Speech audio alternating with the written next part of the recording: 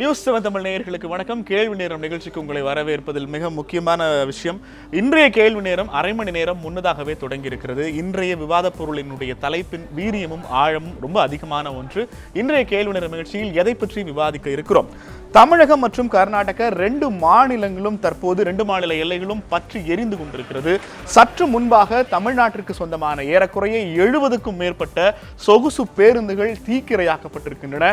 30க்கும் மேற்பட்ட லாரிகள் இருந்து தீக்கிரையாக்கப்பட்டிருக்கின்றன. இந்த பகுதிகளில் இருந்த கர்நாடக வாசிகள், பெங்களூரு தமிழர்கள் முற்றிலுமாக பல்வேறு பகுதிகளுக்கு புறப்பட்டு போயிருக்கிறார்கள். காவிரி நதிநீர் பிரச்சனை என்பது இரண்டு மாநில விவசாயிகளுக்கு இடையிலான பிரச்சனை என்பதை தாண்டி தற்போது கர்நாடகா தமிழகத்தினுடைய தேசிய ஒருமைப்பாட்டை இரண்டு மாநிலங்களும் மதிக்கிறார்களா என்கிற கேள்வியை மிக முக்கியமாக எழுப்பியிருக்கிறது. காவிரி பிரச்சனை அடுத்த கட்டமாக நகர்ந்து கொண்டிருப்பது சரியான பாதையில் தானா? இந்த கேள்விகளுக்கான பதிலை இன்றைய கேள்வி நேரம் நிகழ்ச்சியில் விவாதிக்க இருக்கிறோம். இந்த நிகழ்ச்சியில் நம்மோடு இது குறித்து பங்கேற்பதற்காக காங்கிரஸ் கட்சியினுடைய மூத்த தலைவர் திருச்சி வேலுசாமி அவர்கள் நம்மோடு இணைந்திருக்கிறார். பாரதிய ஜனதா கட்சியிலிருந்து திரு நாராயணன் அவர்களும், தமிழக வாழ்வுரிமை கட்சியிலிருந்து திரு வேல்முருகன் அவர்களும், இளம் தமிழக இயக்கத்திலிருந்து திரு வினோத் அவர்களும் இணைந்திருக்கிறார்கள். நால்வரையும் இந்த நிகழ்ச்சிக்கு வரவேற்கிறோம். வேலுசாமி சொல்லிக்கிட்டு ஆரம்பிக்கலாம். சட்டம் ஒழுங்கை பாதுகாக்க வேண்டியது அங்க இருக்கிற கர்நாடக காங்கிரஸ் அரசினுடைய தார்மீக பொறுப்பு. ஒரு நீரை திறந்து விட்டதற்காக இப்படி ஒரு மாநிலத்தில் பதற்றத்தை கூட்டி மாநிலம் முழுக்க ருத்ரதாண்டவம் ஆடிக்கொண்டிருக்கிறார்கள். பெங்களூர்ல மெட்ரோ ரயில் ரத்து செய்யப்பட்டிருக்கிறது. பல இடங்கள்ல 144 தடை உத்தரவுகள் பிறப்பிக்கப்பட்டிருக்கிறது. வீட்டை விட்டு வெளியில வரலாமா வேணாமான்னு யோசிச்சுட்டு இருக்கிறாங்க. சட்டம் ஒழுங்கை பாதுகாக்கிறோம்னு அறிக்கை விட்டுருக்காங்க 3 மணிக்கு. 5 மணிக்கு 70 பேருந்துகளை எரிச்சிருக்கிறாங்க. என்ன நடக்குது கர்நாடகாவில்? நடவடிக்கை எடுக்க வேண்டியது அரசனுடைய கடமை. ஆனால் அது என்ன நடவடிக்கை எடுத்தாலும் அந்த கட்டுப்பாட்டுக்குள் இருப்பது அந்த மக்கள் தான் அதை பண்ண முடியும். மக்களுடைய உணர்வுகளுக்கு மீறி சட்டத்தின் மூலமாக மட்டுமே ஒரு முடிவை கொண்டு வந்துட முடியாது. துரதிர்ஷ்டவசமாக இன்றைக்கு இப்படி ஒரு நிகழ்ச்சி நடக்கிறது என்பது 100% உண்மை. ஆனால் இதிலிருந்து நாம் பல பாடங்களை கற்றுக்கொள்ள வேண்டும். இந்த பிரச்சனையிலிருந்து ஒண்ணும் இல்லை. நேற்று இந்த பிரச்சனை வருது. தமிழ்நாட்டில் இன்னைக்கு இருக்கிற கர்நாடக பள்ளிகள், கர்நாடக நிறுவனங்கள், கர்நாடகா சொந்தமான வங்கிகள்னு அத்தனையிலும் தமிழக காவல்துறையினர் போய் பாதுகாப்புக்கு நிற்கிறாங்க. பெங்களூர் மைசூர் சாலையில 2-3 தனியார் பேருந்துகளுக்கான பணிமனைகள் இருக்கு. அங்க பாதுகாப்பு கொடுக்கணுங்கிற குறைந்தபட்ச அனுபவம் கூடவா கர்நாடக போலீஸாருக்கு இருக்காது? சரி, உங்களை திரும்பி கேட்கிறேன். கொஞ்ச காலத்துக்கு முன்னால தமிழ்நாட்டில் ஒரு உயர்நீதிமன்ற தீர்ப்பு வந்துச்சு. ஒருத்தரோட சொத்து குவிப்பு வழக்கில் அவருக்கு தண்டனைன்னு சொல்லி தமிழ்நாட்டில் போலீஸ் இருந்துச்சு இல்ல. ஒரு இடத்துல இல்ல, தமிழ்நாடு முழுக்க எல்லா ரோட்லையும் போன வந்தவங்களாம் அடிச்சு உடைச்சு மாணவர்கள் அடிச்சு ஓய்ச்ச போது போலீஸ் தமிழ்நாட்டு மக்களை அடிச்சாங்க. ஆனா யாராவது ஏத்துக்கிட்டாங்களா?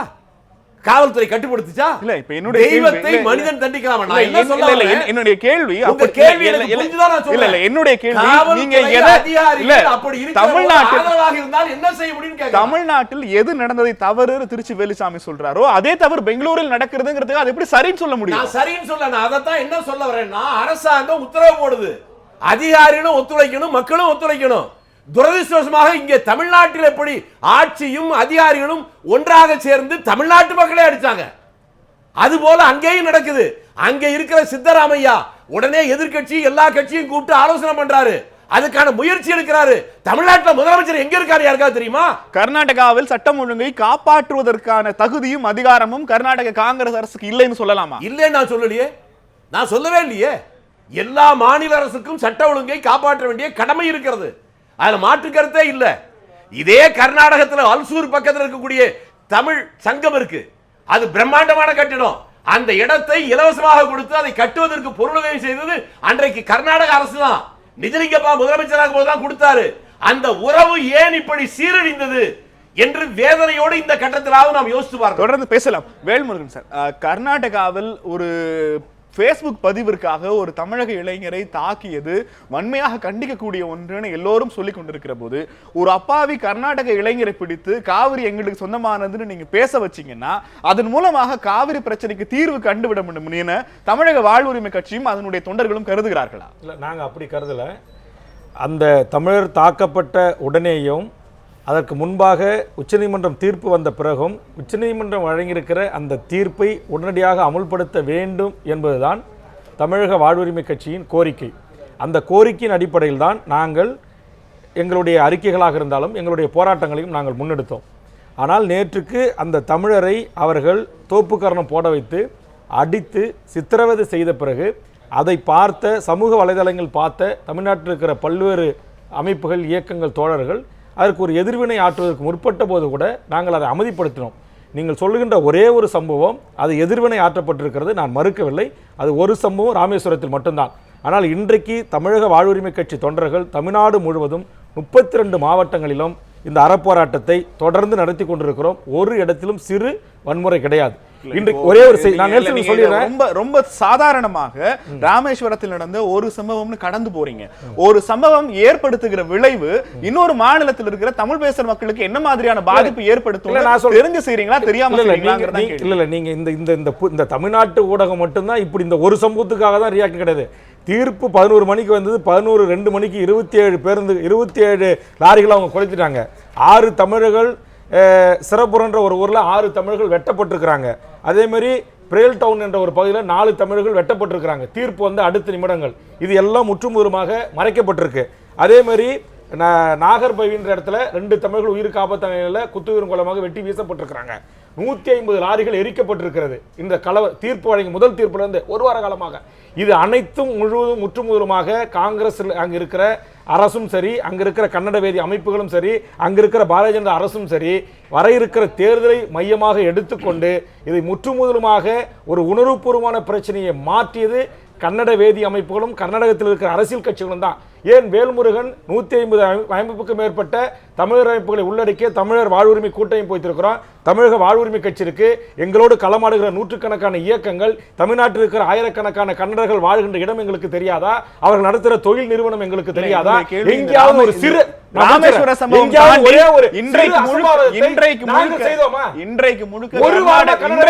கர்நாடக ரெஜிஸ்ட்ரேஷன் நம்பர் அடிச்சது யாரு? கர்நாடக முழுக்க ரெஜிஸ்ட்ரேஷன் நம்பர் இன்னைக்கு தமிழ்நாடு அடிச்ச காட்சிகள் நாள் முழுக்க டிவில ஓடிட்டு இருக்கு. கேளுங்க, அத நான் சொல்றேனே. ஒரு வாரமா அடிச்சு நொறுக்கப்பட்டிருக்காங்க. 150 லாரிகள் இன்னைக்கு ஒரே நாள்ல கொளுத்தல. கடந்த ஒரு வாரமா கொளுத்திருக்காங்க. தமிழர்கள் எங்கேயாவது எந்த ஒரு அரசியல் கட்சியாவது நாங்க இங்க திரும்ப எதிர்வினை ஆற்றணுமா? நீங்க சொல்லுங்க. தமிழர்கள் நாங்க நீங்க எவ்வளவு என்ன அவங்க லாரியை உடைச்சானா நாங்களும் பஸ் உடைப்போங்கிறதுக்கு பேர் எதிர்வினையா? ஏங்க பஸ் உடைப்ப அவங்க ஆள உயிரோட வச்சு அடிக்கிறான், கொளுத்துற 6 பேர் வெட்டப்பட்டிருக்காங்க. ஊரோட பேரோட சொல்றாங்க. கர்நாடகத்தில் இருக்கிற முக்கிய தலைவர்கள், ஒரு சட்டப்பேரவை உறுப்பினராக இருந்தவர்கள், முக்கியமான தலைவர்கள் எனக்கு கொடுத்த புள்ளிவரத்தை வச்சு பேசுறேன். இதெல்லாம் மறுக்கப்பட்டிருக்கு. காவல்துறை வேடிக்கை பார்க்குது. அங்க மிகப்பெரிய ஸ்டவ் கொண்டு வந்து பிரியாணி சமைச்சு வச்சு கொடுத்து வெட்டுறான், குத்துறான், வண்டிகள் அடிச்சு நொறுக்கிறான், கொளுத்துறான், தீக்கரையாக்குறான். 150 லாரிகள் இருந்த நூற்றுக்கணக்கான கோடி மதிப்புள்ள தமிழகத்துடைய சொத்துக்கள் சட்டப்பூர்வமாகவும் அறிவுபூர்வமாகவும் அணுகுவது என்பதில் தமிழக கட்சிகளுக்கு இடையில ஏன் இவ்வளவு பெரிய போட்டி? தமிழ்நாட்டிற்கு அரசியல் கட்சிகள் இந்த சட்டப்பூர்வமாக மாண்புமிகு தமிழக முதலமைச்சர் உச்சநீதிமன்றத்தில் தீர்ப்பை பெற்றிருக்கிறார். நியாயமான நடவடிக்கைகள் எடுப்பார். நிச்சயமாக நரேந்திர மோடி அரசு நியாயம் வழங்கும் என்று நாங்கள் நம்பியிருந்தோம். நம்பி இன்றைக்கு ஏமாந்திருக்கிறோம். நரேந்திர மோடி அரசு என்றைக்கு ஒரு வார காலமாக தீயாக எரிந்து கொண்டிருக்கிறது. உடனடியாக ராணுவத்தை அனுப்பி அங்க பாதுகாத்திருக்க வேண்டுமா இல்லையா? தமிழர்களுடைய சொத்துக்கு பாதுகாத்திருக்கணும் இல்லையா? ஒரு வாரமாக எல்லையில தமிழக வாகனங்கள் போக முடியல. அரசு பேருந்துகள் ஒசூரில் நிறுத்தப்படுகிறது. மத்திய அரசு ஏன் வேடிக்கை பார்க்கிறது? தமிழர்கள் எக்கால கவலை இல்லை, செத்து மடிந்தாலும் கவலை இல்லை, எத்தனை ஆயிரம் வாகனங்கள் எரியூட்டப்பட்டாலும் கவலை இல்லை. வேல்முருகன் திரும்ப நான் உங்ககிட்ட வரேன். அடிப்படையில் இருக்கிற மிக முக்கியமான கேள்வி, காவிரி பிரச்சனையில தலையிடணும்னு சித்தராமையா போய் கேட்கிற போது உச்சநீதிமன்றத்தில் வழக்கு நிலுவையில் இருக்கிறது. உச்சநீதிமன்ற தீர்ப்பை மீறி நம்மால ஒன்றும் செய்ய முடியாதுங்கிற ஸ்டேட்மெண்ட்ல இருக்கிற ஒரு அரசியல் சாசனம் சார்ந்த கோட்பாடு கொள்கை எங்களுக்கு புரிகிறது. 2 மாநிலத்தில் எவ்வளவு பெரிய பதற்றம் இருக்கிறது. குறைந்தபட்சமாக வேல்முருகன் வைப்பது போல ஒரு துணை ராணுவ படை அனுப்பி 2 மாநில எல்லையிலும் ஒரு பதற்றத்தை தணிப்பதற்கான விஷயங்களை கூடவா மத்திய உள்துறை அமைச்சகம் செய்யக்கூடாது? அதாவது மாநில அரசு கேட்காத ஒரு இந்த மாதிரியான நடவடிக்கை எந்த மத்திய அரசும் இது வரைக்கும் எடுத்ததா எனக்கு தெரியல. ஆனால் மாநில அரசு கேட்டு ஆட்சி கலைக்கப்பட்டிருக்கா? நான் வேல்முருகன் மாதிரி நானும் உணர்ச்சி வசப்பட்டு பேச தெரியும். உணர்வுபூர்வமா பேசுங்க. ஐயா இவ்வளவு அநியாயம் நடந்திருக்கு.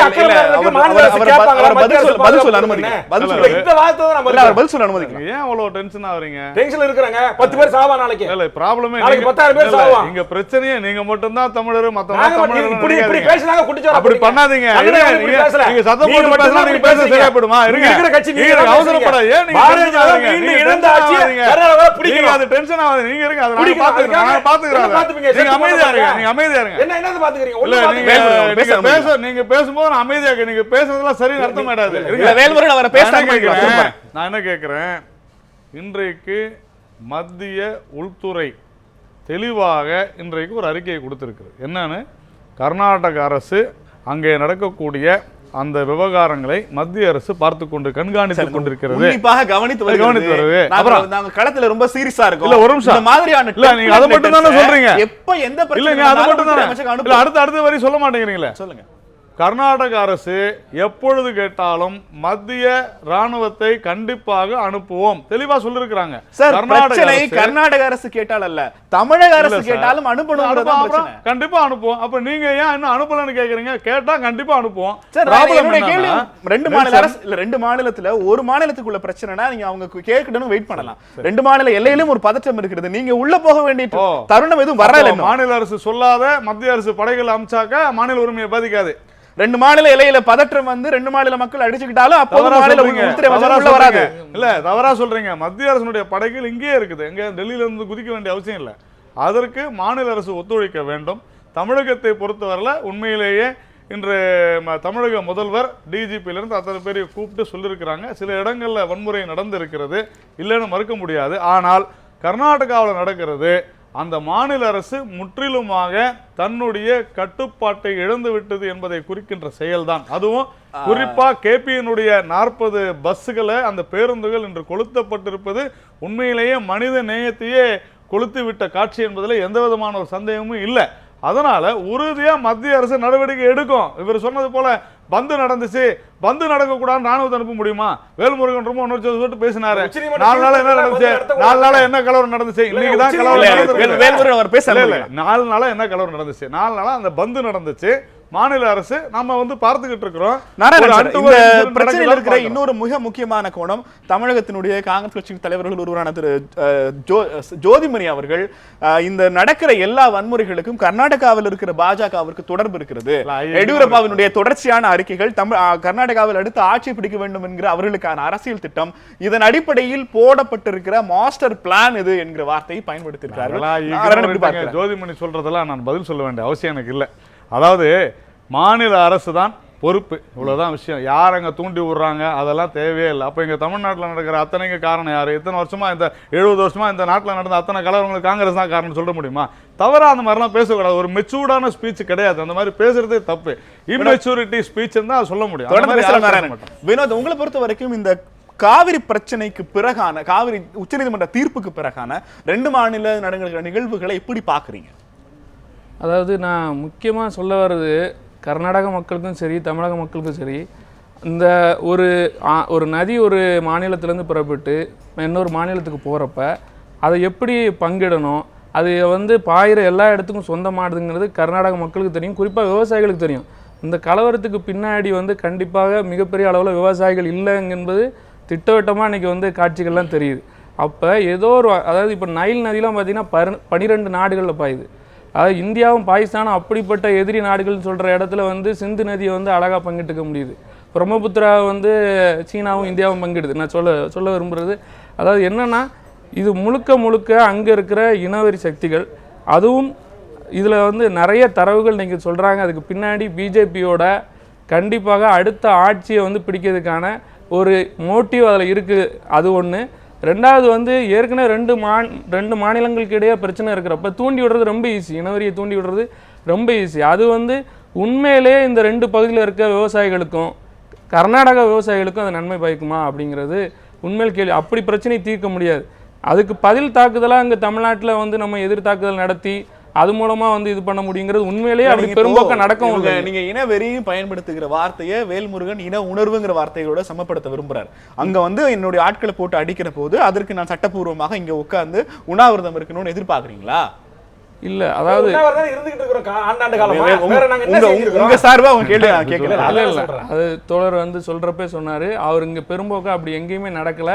ஆங்காங்கே ஒரு சில சம்பவங்களை வச்சு நாம் வந்து இங்கே காமிக்கிறதே ஊடகங்கள். அது மூலமாக அங்கே வந்து கர்நாடகா மக்கள் கர்நாடகாவில் வந்து ஒரு பதட்டத்தை ஏற்படுத்தி அங்க இருக்கிற தமிழ் மக்கள் மீது ஒரு தாக்குதலை ஏற்படுத்த வாய்ப்பு. தகவல் தொழில்நுட்ப ஊடகத்துல ஒரே ஒரு ஒற்றை சம்பவம் பரவுகிற போது அது ஏற்படுத்த போகிற தாக்கம் என்னன்னு இங்க எல்லாருக்கும் தெரியும். அந்த Facebookல ஸ்டேட்டஸ் போட்டதுக்காக ஒரு பையனை உட்கார வைத்து மண்டி போட வைத்து அடுத்து சித்திரவதைப்படுத்துகிற காட்சிகள் என்ன தாக்கத்தை ஏற்படுத்தும்னு தெரிஞ்சுதான் அவங்க அதை பண்றாங்க. அப்படி பார்க்கிற போது ஓரிரண்டு சம்பவங்கள் எப்படி ஒவ்வொரு முறையும் எல்லாரும் சாதாரணமா சொல்றீங்கிறதா என்னுடைய கேள்வி. ஒரு வீடியோ போதுமானதாக இருக்கிறது ஒரு பெரிய கலவரத்தை உருவாக்குவதற்கு? கண்டிப்பா. அதாவது திட்டமிட்ட வகையில ஒரு அரசியல் கட்சியோ ஒரு இயக்கமோ நடத்தாம தன்னெழுச்சியா ஒரு பகுதியில் நடக்கிறத வச்சு நீங்க அப்படி பேசக்கூடாது. நீங்க கர்நாடகாவில் நடக்கிறது ஒரு சம்பவம் இல்லை, அந்த ஒரு சம்பவம் அது வந்து ஊடகங்கள் மூலமா சமூக வலைத்தளங்கள் மூலமா பரவுது. ஆனா ஒரு வார காலமா என்ன நடந்துட்டு இருக்குங்க, அதாவது 6ஆம் தேதி இரவு வந்து தீர்ப்பு அந்த அந்த தண்ணியை திறந்து விடுறாங்க, 9ஆம் தேதி பந்து, இந்த 7ஆம் தேதியில இருந்தே இந்த சம்பவம் ஆரம்பிக்குது. ஒரு வார காலமா இங்க இருக்கிற கர்நாடக அரசு என்ன பண்ணுது, மத்திய அரசு உண்மையில என்ன பண்ணுதுங்கிறது என்ன மாதிரியான சாதாரண இளைஞர்களுடைய கேள்வியா இருக்கு. இது வந்து நாங்க வந்து காத்துட்டு இருந்தோம், கர்நாடக அரசு வந்து சொன்னாதான் நாங்க செய்வோம் அப்படிங்கிறதெல்லாம் உண்மையில இந்த இந்திய அரசுக்கு உண்மையில இந்த இந்திய அரசுக்கு மத்திய அவங்களுடைய சட்டம் ஒழுங்கிற்கு பொறுப்பான மாநில அரசு என்னால் நிலைமையை சமாளிக்க முடியவில்லைன்னு ஒரு கேள்வி எழுப்பினா மட்டும்தான் மத்திய அரசு தன்னை துணை ராணுவ படையை அனுப்பி வைக்க முடியும். இல்லாமல் அனுப்பி வச்சா அவங்களுடைய கான்ஸ்டிடியூஷன் பவுண்டரிக்குள்ள அத்துமீறி நுழைஞ்சதா அவங்க திரும்ப கூப்பாடு போடாங்க. இல்ல அதாவது ரொம்ப நீண்ட காலமா நம்ம கேட்டுட்டு இருக்கிறது நதியை வந்து பங்கிடுறதுல பிரச்சனை இருக்கு. இது வந்து ஒரு மாநிலத்துல மட்டும் இல்ல, 2 மாநிலத்துக்கு இடையில இல்ல, 8 மாநிலங்களுக்கு மேல இந்த பிரச்சனை இருக்கு. நம்ம ஏற்கனவே காவிரி நீர் மேலாண்மை ஆணையம்னு ஒன்று வச்சிருக்கிறோம். அப்ப இந்த மாதிரியான சிச்சுவேஷன், அதாவது மோசமான இடங்கள்ல இப்போ வந்து டேம், அதாவது இங்க இருக்கிற அணைக்கட்டெல்லாம் மத்திய அரசு கீழே கொண்டு வரணும், துணை ராணுவ கட்டுப்பாட்டுக்குள்ள கொண்டு வரணும் நீண்ட காலமா கோரிக்கை இருக்கு. இது ஏதோ வந்து இப்ப நமக்கு அதுவும் நீங்க சொன்ன மாதிரி பதட்டமா 2 மாநிலங்களுக்கு இடையே பதட்டம் இருக்கிறப்ப, எல்லைப்புறத்துல பதட்டம் இருக்கப்ப ஏன் மத்திய அரசு தலையிடக்கூடாது? இதுக்கு முன்னாடி தலையிடவே இல்லையா? இங்கேயுமே தலையிட இல்லையா? அதெல்லாம் வந்து இது முழுக்க இதுக்கு பின்னாடி பிஜேபியோட மோட்டிவ் இருக்கு. இனவெறிய வந்து அதாவது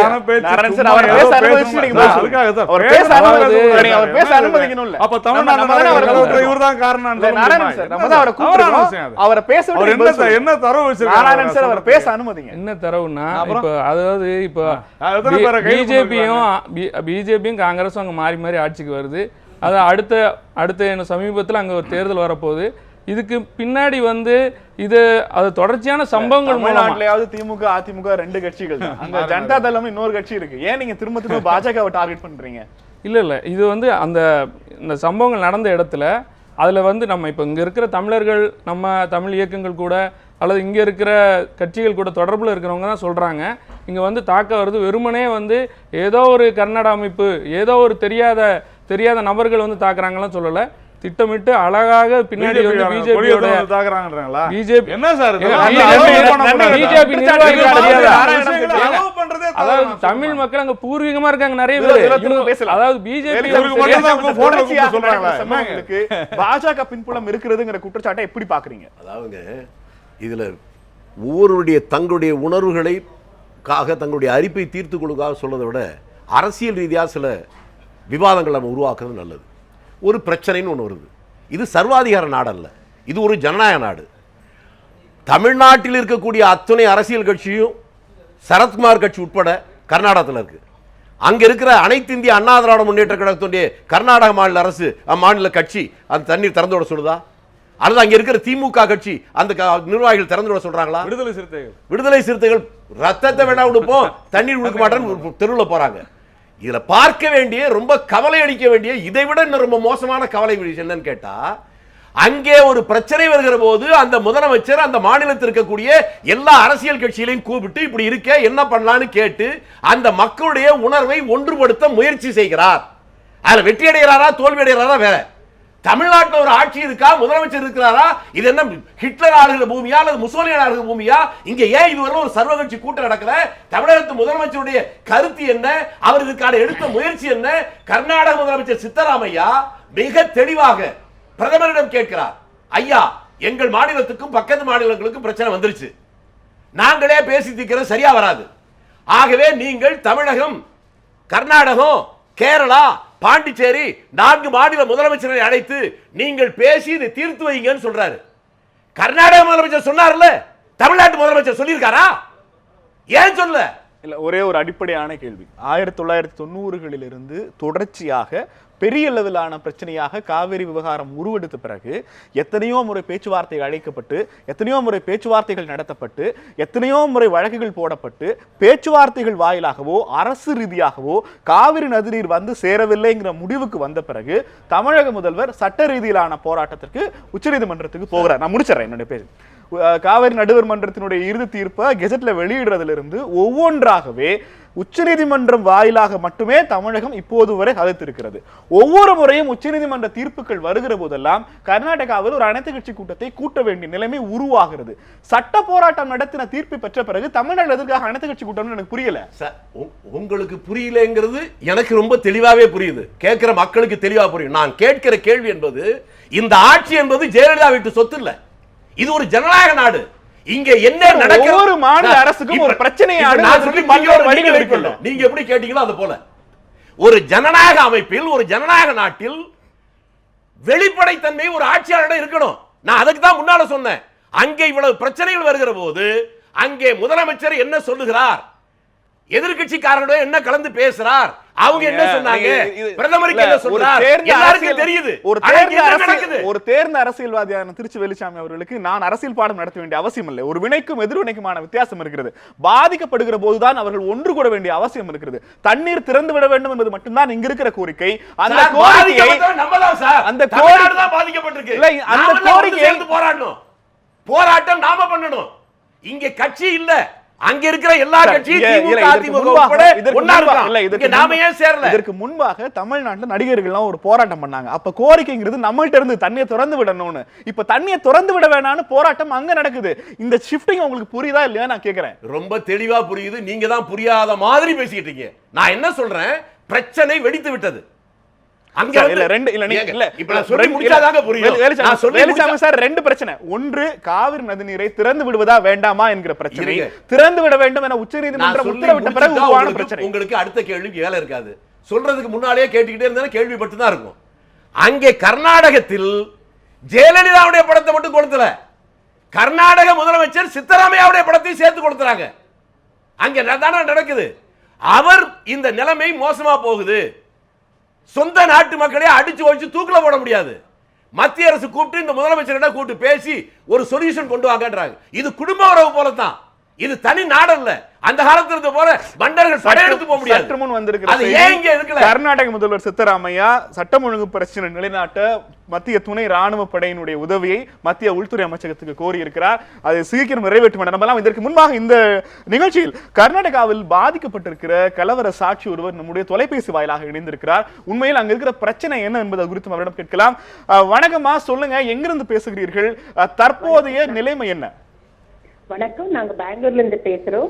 தற்போதைய நிலைமை, இந்த நிலைமைக்கு முக்கியமாக இங்க அத்தனை பேரும் பேசுகிறார்கள். அதாவது காங்கிரஸ், சிஎம், அவரை எதிர்கட்சி. ஆனா சித்தராமையாவுடைய முயற்சிகள் அத்தனையும் தோற்கடிக்கப்பட்டது. அதுக்கு தோற்கடித்தவர்கள் பிஜேபி காரர்கள் தான். பிஜேபி தான் இதுக்கு முழு முதற் காரணம், கன்னட அமைப்புகள் என்ற போர்வையில. ஏனென்றால் நீங்க அந்த முன்னாள் முதல்வரா இருக்கிற எடியூரப்பா, முன்னாள் முதல்வர் ஷெட்டர், சதானந்த கவுடா, இப்ப முன்னாள் சட்ட அமைச்சரா இருந்து இப்ப வேற மந்திரியா இருக்கிற இத்தனை பேருமே அனைத்து கட்சி கூட்டத்துல இவர்கள் என்ன சொல்றாங்க, தண்ணி திறந்து விடக்கூடாதுன்றாங்க. எனக்கு ஒரே ஒரு கேள்வி நாராயணன் அவர்களிடம், உங்க எடியூரப்பாவை, உங்க ஷெட்டரை தயவு செய்து ஓப்பனா எழுதிட்டு, நாங்க சுப்ரீம் கோர்ட் ஆர்டரை இனிமேல் நாங்க செயல்படுத்த மாட்டோம், காவிரியை பொறுத்த வரைக்கும் எழுதி கொடுத்து எலெக்ஷன்ல நிக்க சொல்லுங்க பார்க்கலாம். அதை செஞ்சாங்கன்னா அவங்க கண்டிப்பாக இந்த மாநில மக்களுக்கு நியாயம் செய்ததாக இருக்க முடியும். அதை விடுத்து இன்றைக்கு இத்தனை கலவரத்துக்கும் காரணம் கன்னட அமைப்புகள் அல்ல, கன்னட அமைப்பு போர்வையில் இருக்கிற பிஜேபி தான் இதுக்கு முழு முழு முழு முக்கியமான காரணம். அதே மாத்திரமில்லை, அவர்களுக்கு எந்த குஜராத்தில் உணாவை மறைக்கிறதுக்காக வேண்டி இங்க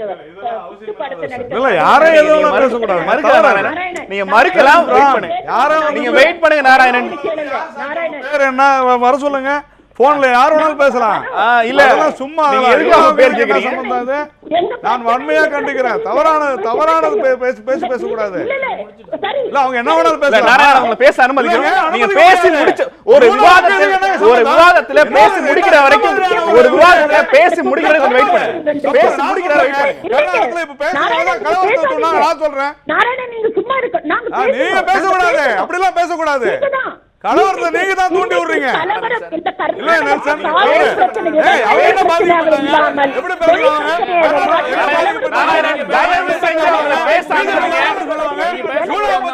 அவங்க ஏன் பேசணும்? அவங்க கர்நாடகா பத்தி மட்டும் பேச சொல்லுங்க, அதுக்கு மேல அவங்க பேசக்கூடாது. கர்நாடகா பத்தி மட்டும் பேச சொல்லுங்க. அப்படி செய்ய முடியாது. அதுக்காக எப்படி வேணாலும் பேசலாமா? அப்ப நான் ஒரு 10 போன் கொடுக்குறேன், நான் பேச சொல்லட்டுமா? எனக்கு அனுமதி கொடுங்க. நான் ஒரு 10 பேர் நான் பேச சொல்றேன். அவங்க எப்படி அது மாதிரி பேசலாம்? தவறாது. இல்ல இல்ல நெல்சன், அது தவறாது. அவங்க கர்நாடகா பத்தி மட்டும் பேச சொல்லுங்க. கர்நாடகா பத்தி மட்டும் பேச சொல்லுங்க. வேற எதுவும் பேச தேவையில்லை. கர்நாடகா பத்தி மட்டும் பேச சொல்லுங்க. தண்ணி விடுவேன்னு சொல்றாங்க. செட்டர் 2012 10,000 அடி தண்ணி விடலைங்களா? சுப்ரீம் கோர்ட் ஆர்டர் இப்ப ஃபாலோ பண்ண முடியாத இவங்க. இத்தனைக்கும் காரணம் பிஜேபி தாங்க. இல்ல எனக்கு ஒரே ஒரு கேள்வி இருக்கு மேடம். எனக்கு ஒரே ஒரு கேள்வி இருக்கு மேடம். எனக்கு ஒரு கேள்வி இருக்கு. இந்த கர்நாடகத்தை காவிரி பிரச்சனையில் மேடம் கேக்குறீங்களா? இந்த மக்களை, அதனால சாதாரண பொதுமக்கள் நாங்கள் எவ்வளவு பாதிக்கப்பட்டிருக்கோம் எங்களுக்கு தாங்க தெரியும். உயிரை கையில வைத்துக் கொண்டு நாங்க இருக்கிறோம். பத்திரிகைக்காரங்கள், இங்க தமிழ் பத்திரிகையாளர்கள் முகத்தை காமிக்க முடியாத மனத்துக்கு அப்படியே வந்து மன உளைச்சலுக்கு உள்ளாகிறாங்க. எவ்வளவு கேவலமா பேசுறாங்க. வேலைகள்ல எவ்வளவு பிரச்சனை. ஐஏஎஸ் தமிழ் ஐஏஎஸ் ஆபீசர்கள் இந்த வேலை செய்ய முடியாதுங்க. மொழி அவர் அப்படியே ஒடுக்குறாங்க. உங்க எதுவும் பேச முடியாதுங்க. அந்த நிலைமை இருக்கு. உங்களுக்கு என்ன திருவள்ளுவர் சிலையே முகமூடி பிரமிழா நேசர் என்ற கோர்ட்ல கேஸ் போட்டு 18 வருஷம் எங்க திருவள்ளுவர் சிலையை முகமூடி வச்சு அதுக்காக செஞ்சாங்க.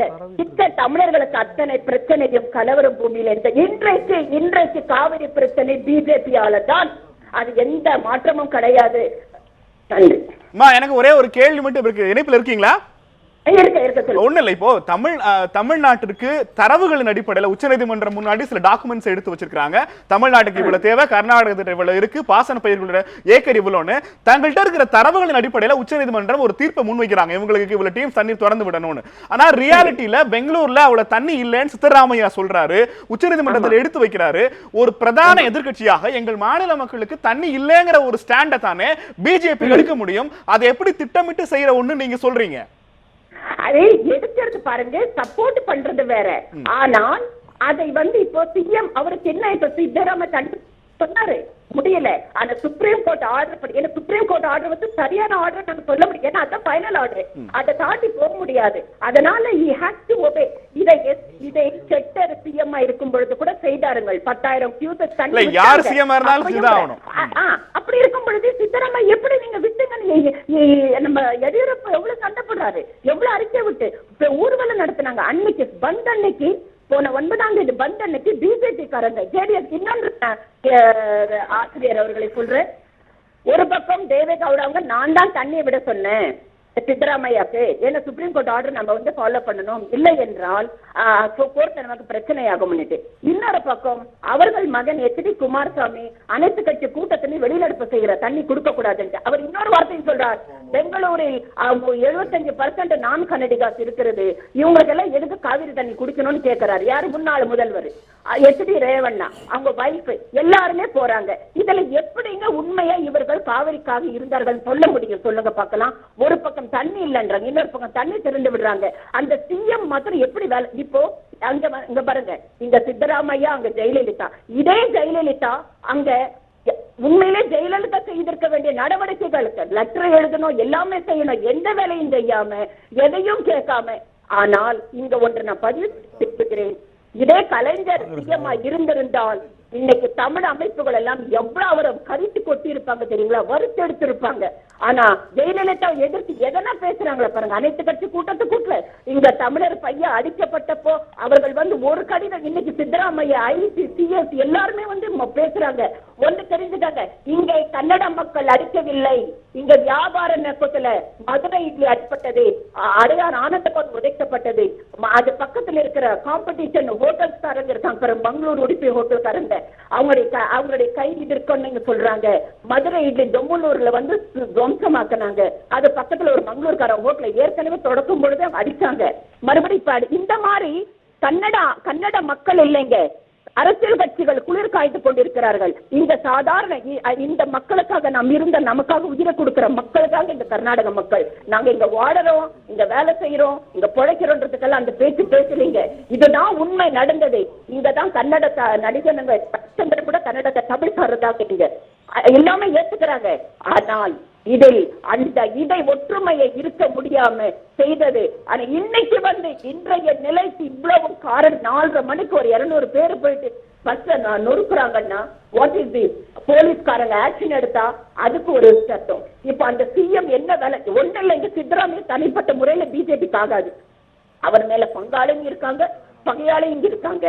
அவருக்கு வந்து சித்தராமையாக்கு அவர் கொஞ்சம் முற்போக்கானவர், அவர் வந்து சட்டங்கள் எடுப்பாரு. அதுக்காக வேண்டி அவர் மேல என்னங்க குத்துரம்யா ஒரு அந்த அம்மா முன்னாள் எம்பி ஒரு ஸ்டேட்மெண்ட் கொடுத்துட்டாங்க. அந்த ஸ்டேட்மெண்ட் பெரிய அளவு கிடையாது. ஆனா பிஜேபி அமைச்சர் சொன்னதுக்கு எதிர் சொல்லிட்டாங்கன்னுட்டு பெரிய ஒரு போராட்டம் நடத்தினாங்க. இப்போ நீங்க கர்நாடகாவில் தமிழர்கள் தாக்கப்பட்டது மாதிரியே இணைப்பில் இருக்கீங்களா? கர்நாடகாவில் தமிழர்கள் தாக்கப்பட்டது போலவே தமிழ்நாட்டிலும் சில கன்னடர்கள் தாக்கப்பட்டாங்க. அதுக்கு பதிலடியாகத்தான் நாங்க எதிர்வினை ஆட்டியிருக்கோம் எடியூரப்பா சொல்லியிருக்கிறாரு. முதல்ல வன்முறை சார்ந்த பிரச்சனையை ஆரம்பிச்சு வச்சதே தமிழ்நாடு தான் அவர் அறிக்கை விட்டிருக்காரு. இதை எப்படி பாக்குறீங்க?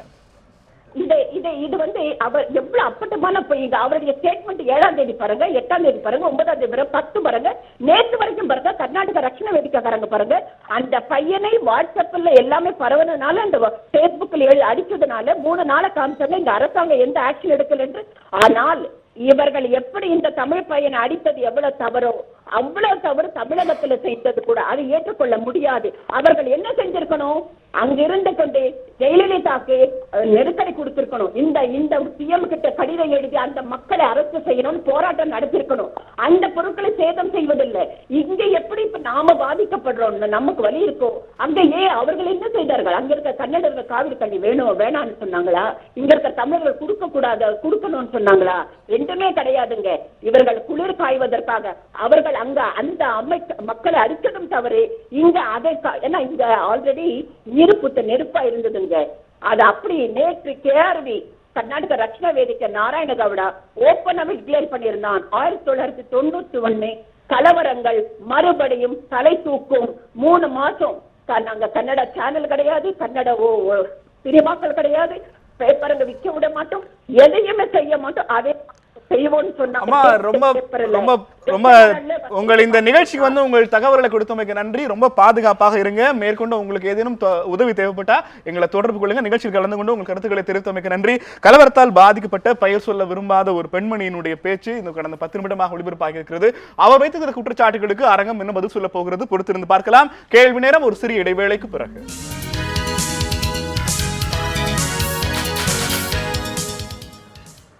கேள்வி நேரம் தொடர்கிறது. கர்நாடக தமிழக எல்லை பகுதிகளில் தொடர்ந்து பதற்றம் அதிகரித்துக் கொண்டே வருகிறது.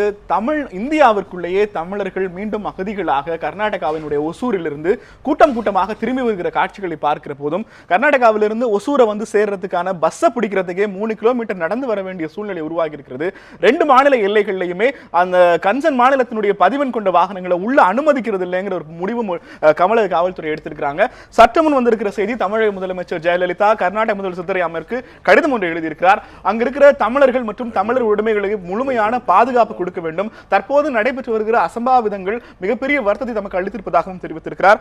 இந்த தொடர்ச்சியினுடைய இந்த பிரச்சனை இவ்வளவு தூரம் வீரியம் கொண்டு எழுந்ததற்கான காரணம் அங்க இருக்கிற பாஜகவினர் என கலவரத்தால் பாதிக்கப்பட்ட ஒரு பெண்மணி நமக்கு தொலைபேசி மூலமாக அளித்திருந்த பேட்டியை முன்வைத்து நாராயண வந்து கேட்கலாம். அவங்க சொல்ற லாஜிக் என்பது கன்னட அமைப்புகள்னு நீங்க பொதுவாக சொல்லாதீங்க, அடிப்படையில் அவங்க டிக்ளேர் பண்ணி தான் இதை நடத்துறாங்கிறதா அங்க இருக்கிற குற்றச்சாட்டு. இல்லை, நான் அதை ஒட்டுமொத்தமாக மறுக்கிறேன். தவிர அவங்க யாருன்னு எனக்கு தெரியாது. அவங்க எந்த கட்சியை சார்ந்தவங்க இல்லை ஒரு அமைப்பை சார்ந்தவங்களா தெரியாது. இல்ல பரவாயில்ல, அது அவங்க சொல்றாங்க. காங்கிரஸ் குறித்து சித்தராமையா பத்தி புகழ்ந்து நாடே சித்தராமையாவை திட்டிக்கிட்டு இருக்குது. அவங்க புகழ்ந்து பேசுறாங்க. அதனால நம்ம வேலுசாமி வந்து அவங்க பாதிக்கப்பட்டவங்க அப்படின்னு சொல்றாரு. அதனால அவருடைய கருத்து என்பது அவருடைய அந்த கருத்தை நான் முற்றிலுமாக வன்மையாக கண்டிக்கிறேன். ஒரு பாரதிய ஜனதா கட்சி தான் கேட்ட கேள்வியில அடிப்படையான கேள்வி. உச்சநீதிமன்றம் ஒரு தீர்ப்பு கொடுத்திருக்கு. கான்ஸ்டிடியூஷனல் பதவியில் இருக்கிற சிஎம் அதை அமல்படுத்த வேண்டிய கட்டாயத்தில் இருக்காரு. அதை அமல்படுத்தாதேன்னு நான் சொல்லி ஒரு வன்முறை இறங்குவேங்கிறது என்ன நியாயம்னு அவங்க கான்ஸ்டிடியூஷன் எங்க, அதாவது இவங்க சொன்னதுனால தான் நான் அமல்படுத்தலன்னு சொன்னாரா சித்தராமையா? கர்நாடக அரசே சுப்ரீம் கோர்ட்ல போய் இதை நாங்க அமல்படுத்த முடியாதுன்னு கொடுத்திருக்குது. அப்புறமா எங்க இருந்து பிஜேபி அமல்படுத்துறதுக்கான வாய்ப்பு இல்லைங்கிறது உங்களுடைய பதில். உச்சநீதிமன்ற உத்தரவை அமல்படுத்தியாக வேண்டிய கட்டாயத்தில் இருக்கிறது முதலமைச்சர் பதவி. என்னோட கேள்வி அவங்க செஞ்சுட்டாங்களே. எப்ப செஞ்சாங்க? தண்ணீரை தொடர்ந்து விட்டாங்களே. உச்சநீதிமன்றம் சத்தம் போட்ட பிறகு செஞ்சாங்க. அந்த சத்தம் போட்டதை செய்யாதீங்கிறதா பாஜக இல்ல, அப்படி இல்ல. அதுதான் திருச்சி வேலுசாமி சொன்னாரு. எல்லா கட்சிகளுமே அங்க இருக்கக்கூடிய அனைத்து கட்சிகளுமே அந்த மாநில நலன் குறித்து தான் இருக்குது. இப்போ பிரச்சனை அது இல்ல. காவேரி தண்ணீர் பத்தி பிரச்சனை இல்ல. இப்போ பிரச்சனை வன்முறை, கலவரம். இதுதான் விஷயம். நீங்க பிரச்சனையை திசை திருப்பி பிஜேபி பக்கம் திருப்பி கடந்த 2.5 வருஷமா நடக்கிற அதே மாதிரி சில ஊடகங்களும் சில எதிர்க்கட்சிகளும் தொடர்ந்து பாஜகவின் மீது உச்சநீதிமன்ற தீர்ப்பை பர்பசிவாக நிறைவேற்ற கூடாதுன்னு எதிர்க்கட்சி பாஜக பேசுறாங்க. அதன் அடிப்படையில் சொல்லிருக்காரு. அவர்தான் ஆக்சுவலா கண்டெம்ட் ஆஃப் கோர்ட். அவர் வகிக்கும் பதவிக்கு மீறி அவர் செஞ்சிருக்காரு. அதான் உண்மை. ஆனால் உச்சநீதிமன்றம் சொன்ன பிறகுதான் செஞ்சு இல்லன்னு சொல்ல முடியுமா?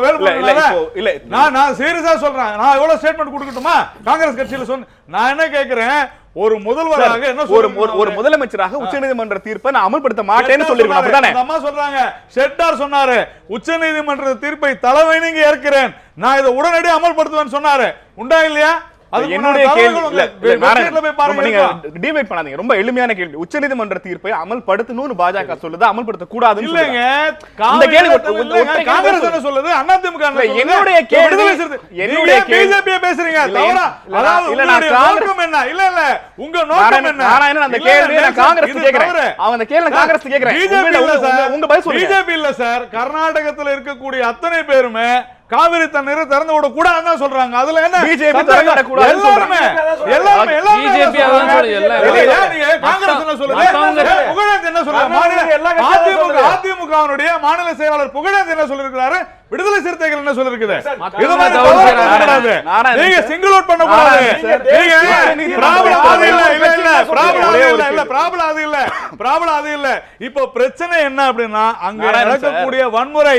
அதுதான் அதை கட்டுப்படுத்த முடியாது. காங்கிரஸுக்கு வக்காலத்து வாங்க இங்க வந்து உட்கார, அது தவறு. சொன்ன அதிமுக பேசுறவங்க அரசு நீங்க பதில் சொல்லி முடிச்சு ஒரு கேள்வி கேட்கலாம். ஒரே நிமிஷம். நீங்க சொன்ன அதிமுகவோ விடுதலை சிறுத்தைகளோ தேசிய கட்சிகள் இல்லை. உச்சநீதிமன்ற உத்தரவை அமல்படுத்துவதில் மிக முக்கியமான இடம் வகிக்கிறவை காங்கிரஸ், பிஜேபி ஆண்டு கொண்டிருக்கிற மத்திய அரசிற்கான கட்சிகள் தான். இங்க பிஜேபி உச்சநீதிமன்ற ஒரு உத்தரவு போடும், நான் ஒரு மாநில கட்சியாக என்னை பாவித்து அந்த உத்தரவை நிறைவேற்றக்கூடாதுன்னு நான் நிப்பேன்னா நீங்க எப்படி ஒரு தேசிய கட்சி? கவர்மெண்ட் தான் பார்ட்டி. பிஜேபி சுப்ரீம் கோர்ட்ல போய் பேசுது. என்ன பேசுறீங்க நீங்க? அப்போது உச்சநீதிமன்ற உத்தரவை உச்சநீதிமன்ற உத்தரவு ஏங்க? அப்போ இவங்க உச்சநீதிமன்ற உத்தரவு எல்லாத்தையும் மதிக்கிறாங்களா? என்னுடைய கேள்வி காங்கிரஸ் உச்சநீதிமன்றத்துக்கு எதிராக பேசலையா? இதே வேல்முருகன் நெய்வேலி லிக்னைட் கார்பரேஷன் உச்சநீதிமன்றத்திற்கு எதிராக பேசலையா? கண்டிப்பா பேசுவாங்க. என்ன பேசுறது?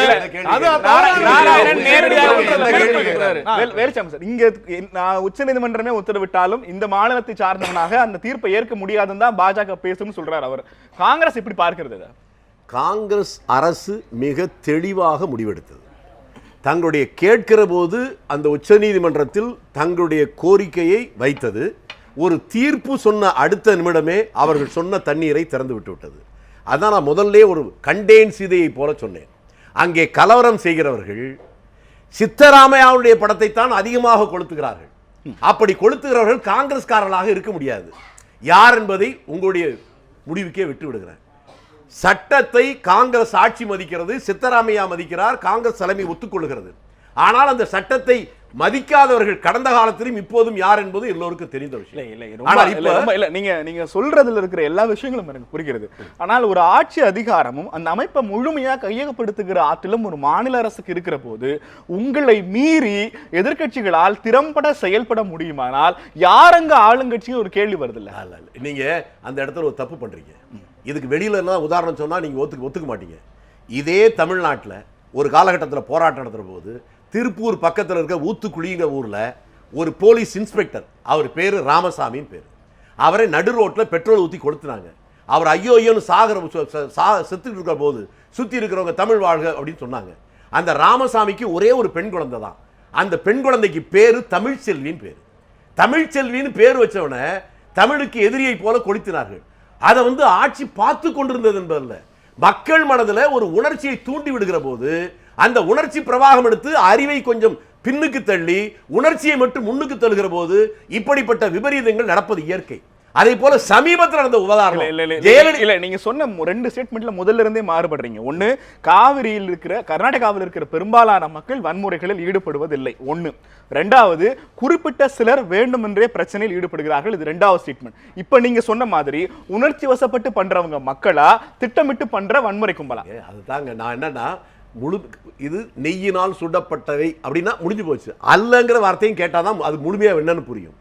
இதே தமிழ்நாட்டில் நீங்க இவ்வளவு பேசுறீங்க, இதுக்கு யார் உலகத்துக்கே பாடம் கத்து கொடுத்தது? சொத்து குவிப்பு வழக்குல தண்டனைன்னு சொன்ன அடுத்த நிமிஷமே தமிழ்நாடு முழுக்க கன்னியாகுமரியிலிருந்து திருத்தணி வரணும் இந்த தலைநகர் சென்னையிலேயே தெருவில் போன எலிமெண்டரி ஸ்கூல் பையன் முதல் கொண்டு அடிச்சு உதைச்ச போது தமிழ்நாட்டு போலீஸ் பார்த்துச்சா? இந்த அரசாங்கம் கட்டுப்படுத்துச்சா? தெய்வத்தை மனிதன் தண்டிக்கலாமா பகிரங்கமா போஸ்ட் ஒட்டி ஆர்ப்பாட்டம் பண்ணாங்கல்ல. இப்படி சட்டத்தை மதிக்காத போக்கு என்பது எல்லா இடத்துல இருக்கு. அங்கேயாவது கன்னடத்துக்காரன் தமிழ் அடிக்கிறான்னு சொல்றோம். தமிழ்நாட்டிலே சட்டத்தை மதிக்காத போக்கு எந்த மாநிலத்தில் நடைபெற்றாலும் அந்த மாநிலத்தினுடைய அதிகாரம் அங்கு செல்லுபடியாக இல்லைன்னு நான் சொல்றேன். உங்க தொலைக்காட்சியிலே பார்த்தேன், போலீஸ் போர்ஸ் நடு ரோட்ல இந்த கலவரக்காரனை அடித்து உதைப்பதை இப்ப அவங்க பேசிட்டு இருக்கவே நடுவுல காட்டுறது பாக்குறேன். என்னுடைய கேள்வி தூக்கலையா போட முடியும்? அடிப்படையில இல்ல அப்படி சுடவா முடியும்? வெளிச்சம் சார், நீங்க அடிப்படையில திரும்ப திரும்ப கேள்வி. ஒன்று, இது எதிர்க்கட்சிக்காரர்களுடைய திட்டமிட்ட சதியா, உணர்ச்சி வசப்பட்ட மக்களினுடைய செயல்பாடா? இதான் என் கேள்வி. இது அதாவதுங்க, ஒரு கலவரத்தை, அதாவது அமைதியை ஏற்படுத்துவதற்கு 100 பேர் வேணும். ஆனா கலவரத்தை உருவாக்க ஒருத்தனே போதும். இப்படிப்பட்ட கலவரங்கள் சில பேரால் உருவாக்கப்பட்டாலும் அதை தடுப்பது என்பது ரொம்ப ரொம்ப கடினமான ஒரு காரியம். இந்த உணர்ச்சியை தூண்டிவிட்டு அதை செய்கிற போது, அதனால் அந்த சம்பவத்தில் பாதிக்கப்பட்டது. நான் உங்களுக்கு வெளிப்படையா ஒன்னு சொல்ல அனுமதிக்கணும்.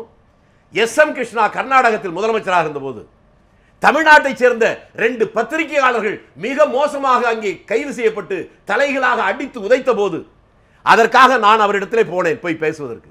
அப்படி பேசிய போது தனிப்பட்ட முறையில் வேதனையோடு அவர் சொன்னார், இது தவறுன்னு தெரியுது, எனக்கு ஒரு 4 நாள் மட்டும் அவகாசம் கொடு தம்பி, நான் எப்படியாவது அவரை ரிலீஸ் பண்ண பார்க்கிறேன்.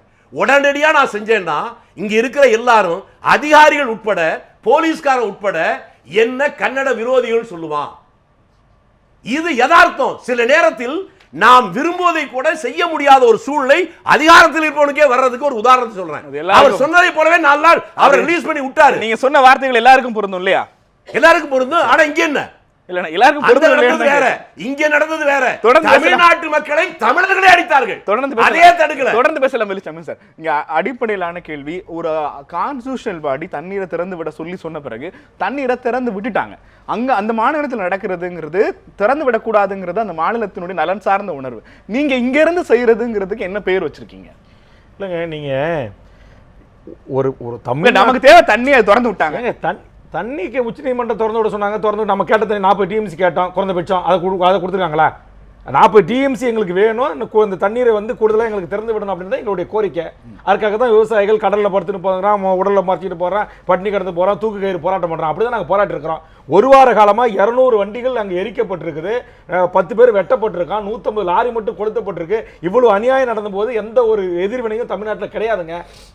நீங்க புரிஞ்சுங்க. ஏதோ தமிழ்நாட்டில் நாங்கள் எல்லாம் கர்நாடகர்களை போய் வீடு பூந்து தாக்கின மாதிரியும், பல பேர் ரத்த வெள்ளத்தில் மிதக்க ஓட்ட மாதிரியும், அவனுடைய கோடிக்கணக்கான சொத்துக்களை சூரிய ஆடுற மாதிரியும், அதனால அவர்கள் ரொம்ப பத்திக்கிட்டு எறிய மாதிரி இதெல்லாம் செய்யலன்னு கவலைப்படுற மாதிரி பேசுறீங்க. இல்ல பின்ன என்ன, ஒருவேளை இதை செஞ்சிருந்தா அவன் பயந்துட்டு போனா என்னமோ தெரியல. இப்படி தமிழ் தேசியம் பேசுகிற தமிழக வாழ்வுரிமை கட்சி தலைவர் இப்படி வன்முறையை தூண்டுற மாதிரி வன்முறையை தூண்டுற மாதிரியான நியாயம் ஏங்க? வன்முறை தூண்டுனா இன்னைக்கு என்னுடைய கட்சி தொண்டர்களே போதும் தமிழ்நாட்டில் வன்முறை தூண்டுறதுக்கு. நாங்க தூண்டலையா? இன்னைக்கு 32 இடத்துல போராட்டம் பண்ணோம். எங்க ஒரே ஒரு இடத்துல நாங்க வன்முறை பண்ணோம்?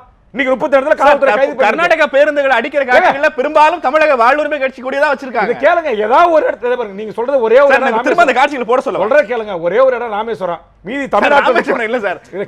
நேற்று நடந்தது. இதை கேளுங்க, ஒரே ஒரு இடம் தாக்கல் பண்ணது ஒரே ஒரு இடம் மட்டும்தான். மீதி 31 மாவட்டங்களிலும் எங்க தொண்டர்கள் இந்த 40 TMC எங்களுக்கு தண்ணீரை வேணும்னு சொல்லித்தான் எங்க கட்சியினுடைய விவசாயிகள் அணியும் சேர்ந்து அறப்போராட்டம் தான் நாங்கள் பண்ணிட்டு இருக்கோம். இதுல எந்த இடத்துலையும் நாங்கள் வன்முறைக்கு துளியும் இடம் கொடுக்கல. அந்த ஒரு சம்பவம் தமிழர் அமைப்புகள், இயக்கங்கள், வெறும் தமிழக வாழ்வுரிமை கட்சி மட்டும் இல்லை, நீங்க அதை மட்டும் சொல்லாதீங்க, இன்னும் ஏனைய இயக்கங்களும் சொன்னாங்க. இருந்தாலும் நான் அதை மறுக்கல. நீங்க வந்து அங்க இவ்வளவு அநியாயம் நடக்குது, இவ்வளவு அக்கலம் நடக்குது, எங்கேயோ ஒரு தமிழன் ஒரு எதிர்வினை ஆற்றல் மட்டும் நீங்க குறிவைத்து பேசக்கூடாது. அவர் ரொம்ப நேரமா திருச்சி வேலுசாமி சொல்லிக் கொண்டிருக்கிறார், கர்நாடகாவில் இருக்கிற தமிழர்களை பாதுகாப்பதற்கு தமிழக அரசு என்ன பண்ணிருக்காங்க, அனித கட்சி கூட்டத்தை கூட்டி இருக்கிறார்களா, அவங்க நீங்க உங்க மாநில அரசு நீங்க உங்க மாநில அரசிடம் கோரிக்கை வச்சிருக்கீங்களா? தமிழக மாநில அரசு கோரிக்கை வச்சிருக்கீங்களா? மாநில அரசு கோரிக்கை மாநில அரசு எழுத்து தான் போறாங்க. என்ன பண்ண மாநில அரசு கோரிக்கை? தமிழ்நாடு முதலமைச்சர் உங்களை காப்பாற்ற வேண்டிய மாநில அரசு கோரிக்கை வைக்க மாட்டீங்க, தலையிட வேண்டிய மத்திய அரசு கோரிக்கை வைக்க மாட்டீங்க. என்னுடைய எப்படி பிரச்சனை தீரும்? நீங்க என்னுடைய அறிக்கை முழுசா உங்க தொலைக்காட்சியில போடுங்க. 3 அறிக்கை விட்டுருக்கேன், ஃபுல்லா பாருங்க. 3 அறிக்கை பார்த்து போடுங்க, அப்பதான் தெரியும். தமிழக முதலமைச்சர் போர்க்கால நடவடிக்கை எடுக்கணும், டெல்லிக்கு போய் மோடியை சந்திக்கணும்னு சொன்னேன். நீங்க பிரதமரோட பேசுங்கன்னு சொன்னேன். இன்னைக்கு நான் 3 அறிக்கை கூட்ட பிறகு இன்னைக்கு வந்து அவங்க கடிதம் எழுதுன்னு சொல்றாங்க. இது பத்தால என்னுடைய கேள்வி, பெங்களூர்ல தமிழர்கள் அடிக்கிறாங்க, உடனடியா போய் பாதுகாக்கப்பட வேண்டியதுங்கிற யாரால முடியும் நான் கேக்குறேன். நீங்க இங்க இருந்து போராட்டம் பண்றதுனால என்னுடைய மாநில அரசு நான் என்ன பண்ணுவேன்? செத்துட்டு இருப்பேனா? நூற்றுக்கணக்கான வண்டிகள் எரியுமா? எங்களுடைய ஆயிரக்கணக்கான சொத்துக்கள் உடனே பறி போகணுமா? தமிழ் 10 பேர் நீ குற்ற குலவரமா கிடக்கும். அப்ப நாங்க பொறுமையா இருக்கணும், கை கட்டி வேடிக்கை பார்க்கணும். அப்ப நாங்க ஏதோ ஒரு தொண்டர் உணர்ச்சி வசப்பட்டு ஒரு இடத்துல எதிரி ஆயிட்டா நீங்க ஆட்டிட்டாங்க. தமிழ்நாட்டு முதலமைச்சர் ஏன் வாய்த்துறை நாங்க கேட்டிருக்கோம். உணர்ச்சி வசப்பட்டு அரசியல் செய்யணும்னா அது கர்நாடகாவில் இருக்கிற அரசியல் கட்சிக்கும் தமிழ்நாட்டில் இருக்கிற அரசியல் கட்சிக்கும் அப்புறம் என்ன வித்தியாசம்? தமிழ்நாட்டில் இருக்கிற அரசியல் கட்சி செஞ்ச 91 செஞ்சா 20 பேரை சுட்டு படுகொலை சொன்னா, இங்க எந்த கன்னட தாக்கப்பட்டா? எந்த ஒரு கன்னட ஒரு பொதுமக்கள் வெட்டி கொலை செய்யப்பட்டா? தமிழர்கள் என்றைக்கும் உயிரை மதிக்கக்கூடியவர், மனிதநேயம் உள்ளவர்கள். ஆனால் கன்னடர்கள் அப்படி அல்ல. எப்போது கர்நாடக அமைப்புகளால் எப்போதாக இருக்கிறது வன்முறைகள் இயக்கப்படுகிறார்கள். அடிப்படையிலான கேள்வி, அங்க கர்நாடகாவில் வன்முறையை தூண்டுகிற கன்னட அமைப்புகளோ அதை தடுக்க தவறிய கர்நாடக மாநில அரசை எதிர்த்தோ நீங்க அங்க போய் போராடுவதற்கு பதிலாக சுற்றி பார்க்க வந்த கன்னடனை போட்டு அடிக்கிறது என்ன வகையிலான நான் கேட்கிறேன். நீங்க புரிதலே எல்லாம் பேசுது. தமிழ்நாட்டுல போய் ஒசூர்ல எல்லை பண்ணி போராட்டம் பண்ணி கைதாகி வந்திருக்கேன். நேற்றுக்கு இன்னைக்கு வந்து பொதுப்பணித்துறையை ஓட விரட்டுறான். தமிழக அதிகாரிகள் இன்னைக்கு முல்லைப்பெரிய நம்முடைய பரப்புகோள் அணையாற்றங்கள் அடிச்சிருக்கிறான். நேற்றுக்கு 2000 பேரோட போய் எல்லையில அறப்போராட்டம் பண்ணி கைதாகி மாலை 7 மணிக்கு விடுதலை செய்யப்பட்டிருக்கேன். இது எல்லாத்தையும் மறைச்சிட்டு நாங்க உடனே தமிழர்கள் இங்க தாக்கணும் மட்டும் சொல்லாங்க. எங்களுடைய சக்திக்கு மீறி அறவழியில் விவசாயிகளும் தமிழர் அமைப்புகளும் கட்சிகளும் அறவழியில் போராடி கொண்டிருக்கிறோம். அறவழி போராட்டத்தையும் அங்க போராட்டத்தை எடுத்துட்டு கொண்டு போறது யாருடைய பொறுப்பு நான் கேட்கிறேன். நான் சொல்ல மத்திய மாநில அரசு பொறுப்பு தாங்க. அதைத்தான் அவங்க செய்யல. எங்களுக்கான அரசாவே இல்லையா? இன்னைக்கு மத்திய அரசு இன்னைக்கு உச்சநீதிமன்றம் சொன்ன அடுத்த நிமிஷம் ராணுவ பாதுகாப்போடு அங்க கொண்டு வந்து தண்ணீர் திறந்து விடுறது அந்த பிரச்சனையே இல்ல. 1 வார காலமா வண்டி எடுக்கிறான், எல்லையில வண்டி தேங்கி கிடக்குது, பட்டினி இல்லாம தண்ணி இல்லாம தமிழ்நாட்டு ஓட்டுநர்கள் அவதிப்பட்டு கிடக்குறான். அணை பாதுகாப்பு மசோதாவுக்கு தமிழக முதல்வர் எதிர்ப்பு தெரிவிச்சிருக்காரு. அணை பாதுகாப்பு மசோதால தம்பி சொன்னாரு, அணை பாதுகாப்பு மசோதா கொண்டு வந்தா மாநில சுயாட்சி பறிப்போகுதுன்னு நீங்க எல்லாம் அதுக்கு ஒரு கொடி பிடிக்கிறீங்க. நான் என்ன சொல்ல வரேன், இன்னைக்கு தமிழன் உயிருக்கு அங்க உத்தரவாதம் இல்ல. தமிழ் உடைமைகள் 1 வார காலமா தாக்கப்படுது, கொளுத்தப்படுது. அப்ப இதை பாதுகாக்க வேண்டிய பொறுப்பு அந்த மாநில அரசுக்கு இருக்குதா இல்லையா? முதல்ல அரசுக்கு இருக்குதா இல்லையா? இருவருக்குமான கூட்டு பொறுப்பு தானே. இதை இருவரும் செய்யல. எங்களுடைய அரசு, எங்களுடைய முதலமைச்சர் பாரத பிரதமரிடம் நேரடியாக சந்தித்திருக்க வேண்டும், அல்லது குறைந்தபட்சம் தொலைபேசியில் பேசியிருக்க வேண்டும். இன்னும் சொல்ல போனால் சீதாராம் ஐயாவோடு பேசியிருக்க வேண்டும். உச்சநீதிமன்ற தீர்ப்பை அமல்படுத்துங்கள், இதில் ஏன் இந்த ஒரு பிரச்சனை என்று இந்த ஈகோ எல்லாம் கலஞ்செறியப்பட வேண்டாம். இன்னைக்கு பாதுகாக்க தவறிய மத்திய அரசு, இங்கு பாதுகாப்பு கோர வேண்டிய மாநில அரசு இன்றைக்கு காலதாமதமாக கோரி இருக்கு. நம்ம 4 பேர் வந்திருக்கோம், அவரை பேச அனுமதிக்கணும். இல்ல என்னுடைய கேள்வி, 2 மாநில மக்களும் ரொம்ப தீவிரமாக உணர்ச்சி வசப்பட்டே ஆக வேண்டும்னு சம்பவங்கள் திட்டமிட்டு நடக்குதுன்னு நினைக்கிறீங்களா? காவிரி பிரச்சனை சரியாக முதல்ல அவங்களுக்கு புகட்டப்பட்டிருக்கா? இல்லை, அதுதான் நான் வந்து முதல்ல இருந்து சொல்ல வருது. அந்த நீர் பங்கீடு பற்றின ஒரு அறிவு வந்து ஒரு எல்லா மக்களுக்கும் கொண்டு போய் சேர்க்கப்படலை. குறிப்பாக வந்து கன்னட மக்களுக்கு வந்து தமிழகத்துக்குரிய நீர் உரிமை என்பது அவசியம் அப்படின்னு சொல்லக்கூடிய ஜனநாயக சக்திகளோ அல்லது ஒரு கட்சிகளோ அங்கே கன்னட மக்கள்கிட்ட பேசலை அப்படிங்கிறத ஒரு மிகப்பெரிய ஒரு அதிருப்தியாக நான் அங்கேருந்து தெரிவிக்க விரும்புகிறேன். 2 மாநில மக்களுக்கு இடையே ஒரு மிகப்பெரிய ஒரு பகையை ஏற்படுத்தி இப்படியான ஒரு தண்ணி வந்து திறந்து விட சொல்லி 1ஆம் தேதியே வந்து திறந்து விட சொல்கிறாங்க. 6ஆம் தேதி தான் இவங்க திறந்து விடுறாங்க. அந்த 6 நாட்களுக்குள்ளே இதுக்கான முன்னேற்பாடுகளை அந்த கர்நாடக அரசு பண்ணியிருக்க முடியும். அதுக்கப்புறம் 9ஆம் தேதி இப்போ ஒரு 10 நாளுக்கு மேலே இந்த சம்பவம் நடக்குது. அங்கே இருக்கிற கர்நாடக அரசுக்கு மிகப்பெரிய பங்கு இருக்குது. அதுக்கு பின்னாடி இந்த கலவரங்களை தூண்டிவிடக்கூடிய, இனவரியை தூண்டிவிடக்கூடிய பாஜக கட்சிக்கு வந்து மிகப்பெரிய பங்கு இருக்கு. அவங்க இதெல்லாம் தேவையில்லாத ஆதாரத்தோட பேசுங்க. இல்ல அதாவது பேசக்கூடாது. ஆதாரத்தோட பேசணும். எது பேசணும் இல்ல அவருடைய வார்த்தையில இருந்தே சொல்லியிருக்கிறாரு, ஒரு தேசிய கட்சி சுப்ரீம் கோர்ட் தீர்ப்பு சொன்ன பிறகும் அதெல்லாம் நாங்க மதிக்க வேண்டிய அவசியம் இல்ல. சுப்ரீம் கோர்ட் தீர்ப்புக்கு முன்னால இல்ல தவறா பேசக்கூடாது.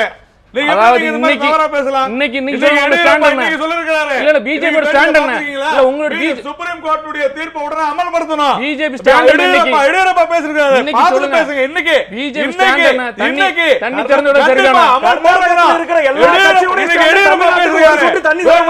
வேணும்னா என்டிடிவி பாருங்க, எடியூரப்பாவோட பேட்டியை பாருங்க. முதல்ல இன்னைக்கு ராஜ்நாத் சிங் இப்ப பேசிருக்கிறாரு ஜெயலலிதா கிட்டையும் சித்தராமையா கிட்டையும். மத்திய அரசு மிக தெளிவாக இரு மாநில உறவுகளை அந்த மாநிலங்கள்ல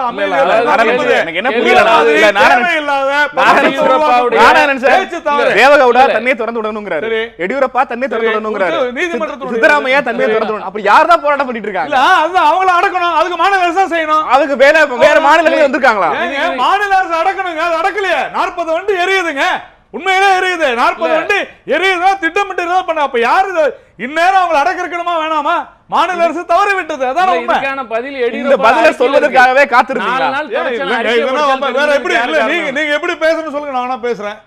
இல்ல ஒரு பொறுப்பான எதிர்கட்சியாக காங்கிரஸ் கட்சிக்கு பக்கபலமாக நிற்க வேண்டிய நேரத்தில் நீங்க சட்டம் ஒழுங்கு சரியில்லை, நீங்க பாத்துக்க தகுதி இல்லாத முன்வைக்கிற ஒரு வழக்கமான அரசியல் கட்சியாக பாஜக இருக்கிறதா? புரியல என்ன சொல்றீங்க? இல்ல ஒரு வழக்கமான அரசியலை கையில் எடுக்கிற இந்த வன்முறையினூடான ஒரு அரசியலை கையில் எடுக்கிறது என்ன மாதிரியான ஒரு கட்சி? இல்ல தவறா சொல்றீங்க. கிட்டத்தட்ட 100 வாகனங்கள் அங்க எரிக்கப்பட்டிருக்கின்றன.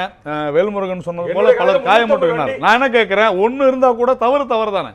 அந்த மாநில அரசு என்ன செய்து கொண்டிருக்கிறது? அந்த சட்டம் ஒழுங்கு சீர்கெட்டு போயிருக்கிறதுல எந்த சந்தேகமும் இல்ல. இல்ல என்னுடைய கேள்வி, இங்க கர்நாடக மாநிலத்தினுடைய மக்கள் தொகை என்ன? எத்தனை 100 பேருக்கு ஒரு போலீஸ்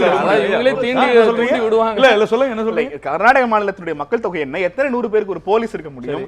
யார் யாரெல்லாம் வன்முறை செய்கிறார்கள் எப்படி நீங்க ட்ராக் எனக்கு என்ன புரியலனா? அப்ப அதாவது நீங்க என்ன சொல்ல வரீங்கன்னா, யார வேணாலும் எப்படி வேணாலும் அடிச்சுக்கிட்டோம், மாநில அரசுக்கு சம்பந்தம் இல்லைன்றீங்க.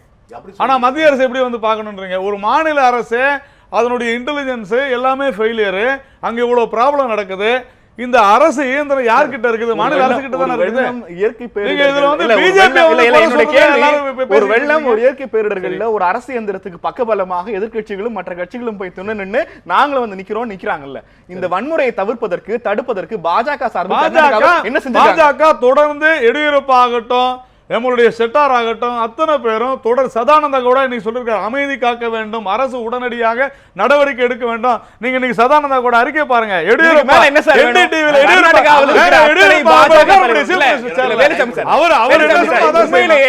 உண்மையிலேயே இந்த விவாதம் மூலம் மக்களுக்கு தெரியப்படுத்த முக்கியமான விஷயம், கர்நாடக பாஜகவில் இருக்கிற அத்தனை பேரும் அரசியல் சாசனத்தை மதிக்கிறார்கள், தண்ணியை திறந்து விடணும்னு சொல்றாங்க. உண்மையிலேயே நீங்க அங்க சொல்லுங்க, கர்நாடகால யார் பிரச்சனை பண்ணிட்டு இருக்கா? தண்ணி திறந்து விட்டாங்க. இப்ப நான் கேட்கறது தண்ணி திறந்து விட வேண்டியிருக்கு. முடிச்சிடுறேங்க தயவு செஞ்சு. ஏன்னா சித்தராமையா இவர் சொன்னாரு, நம்ம நாராயணா அவருடைய திறமைக்கு முன்னால நம்மால நிக்க முடியாது. ஒரு விஷயத்தை எவ்வளவு உண்மை போல பேசுறது அவர்கிட்ட கத்துக்க வேண்டியிருக்கு. ராஜ்நாத் சிங் சொல்லிட்டாராம், ஷெட்டார் சொல்லிட்டாராம், எடியூரப்பா சொல்லிட்டாராம், எல்லாம் சொல்லிட்டாங்க.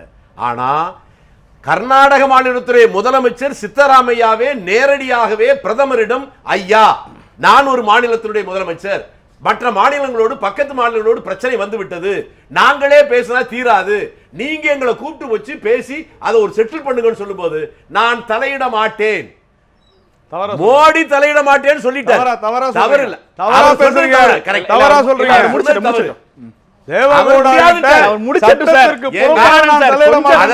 பேச விடுங்க. ஏங்க நீங்க எல்லாமே நீங்களே பேசிக்கிட்டு நான் கேட்டுக்கிட்டே இருக்கணுமா? நான் கேட்டுக்கிட்டு சொல்லுங்க. அவர் பிரதமராக இருக்கிறவர் தலையிட மாட்டேன்னு சொல்லிட்டாராம். கீழே இருக்க குட்டி தேவைகள் அதை பண்ண இதை ரொம்ப சிம்பிள். உச்சநீதிமன்றத்தில் வழக்கு போன பிறகு மத்திய அரசு என்ன செய்யணும் எதிர்பார்க்கறீங்க சார்? ஏங்க சட்டத்தின் மூலமாக குடும்பம் நடத்த முடியுமா? புருஷ பொண்டாட்டி உறவு நடத்த முடியுமா? ஜனநாயக நாடுங்க. 2 மாநிலம் அல்லது 2 மாவட்டம் அல்லது பக்கத்து ஊர் கூட பிரச்சனை வருது, வெறும் சட்டத்தால் மட்டுமே எல்லாம் முடிஞ்சிட முடியாது. அதை கடந்து இந்த நாடுதான் உலகத்திலேயே அகிம்சை வழியில், அன்பு வழியில் ஒரு புரட்சியே உருவாக்க முடியும் நிரூபிச்ச நாடு. அது பேச்சுவார்த்தை நடத்தணும். அந்த பேச்சுவார்த்தை நடத்துறதுக்கு மாநில அரசுக்கு பிரச்சனை வரும்போது மத்திய அரசு வெளிச்சாமி சார் தொடர்ந்து பேசலாம். இந்திய இறையாண்மையின் அடிப்படையில் உறுதி ஏற்றுக்கொண்ட 2 மாநில அரசுகளினுடைய எல்லைகளில் நடக்கிற பிரச்சனைகளுக்கு அந்த இறையாண்மைக்கு எந்த குந்தகம் விளைவித்தாலும் மத்திய அரசு உடனடியாக அதில் தலையிட்டு சட்டப்பூர்வமாக இல்லாவிட்டாலும் கூட ஒரு சுமூக நிலை ஏற்படுத்த வேண்டியது மிக முக்கியமான கடமை. அதை பாஜக ஏன் செய்ய தவறி இருக்கிறது, பிரதமர் மோடி ஏன் செய்ய தவறி இருக்கிறார் என்பது குறித்த வெளிச்சாமியினுடைய குற்றச்சாட்டுக்கு நாராயணனுடைய பதில் என்னவாக இருக்கும் என பார்க்கலாம். கேள்வி நேரம் ஒரு சிறிய இடைவேளைக்கு பிறகு.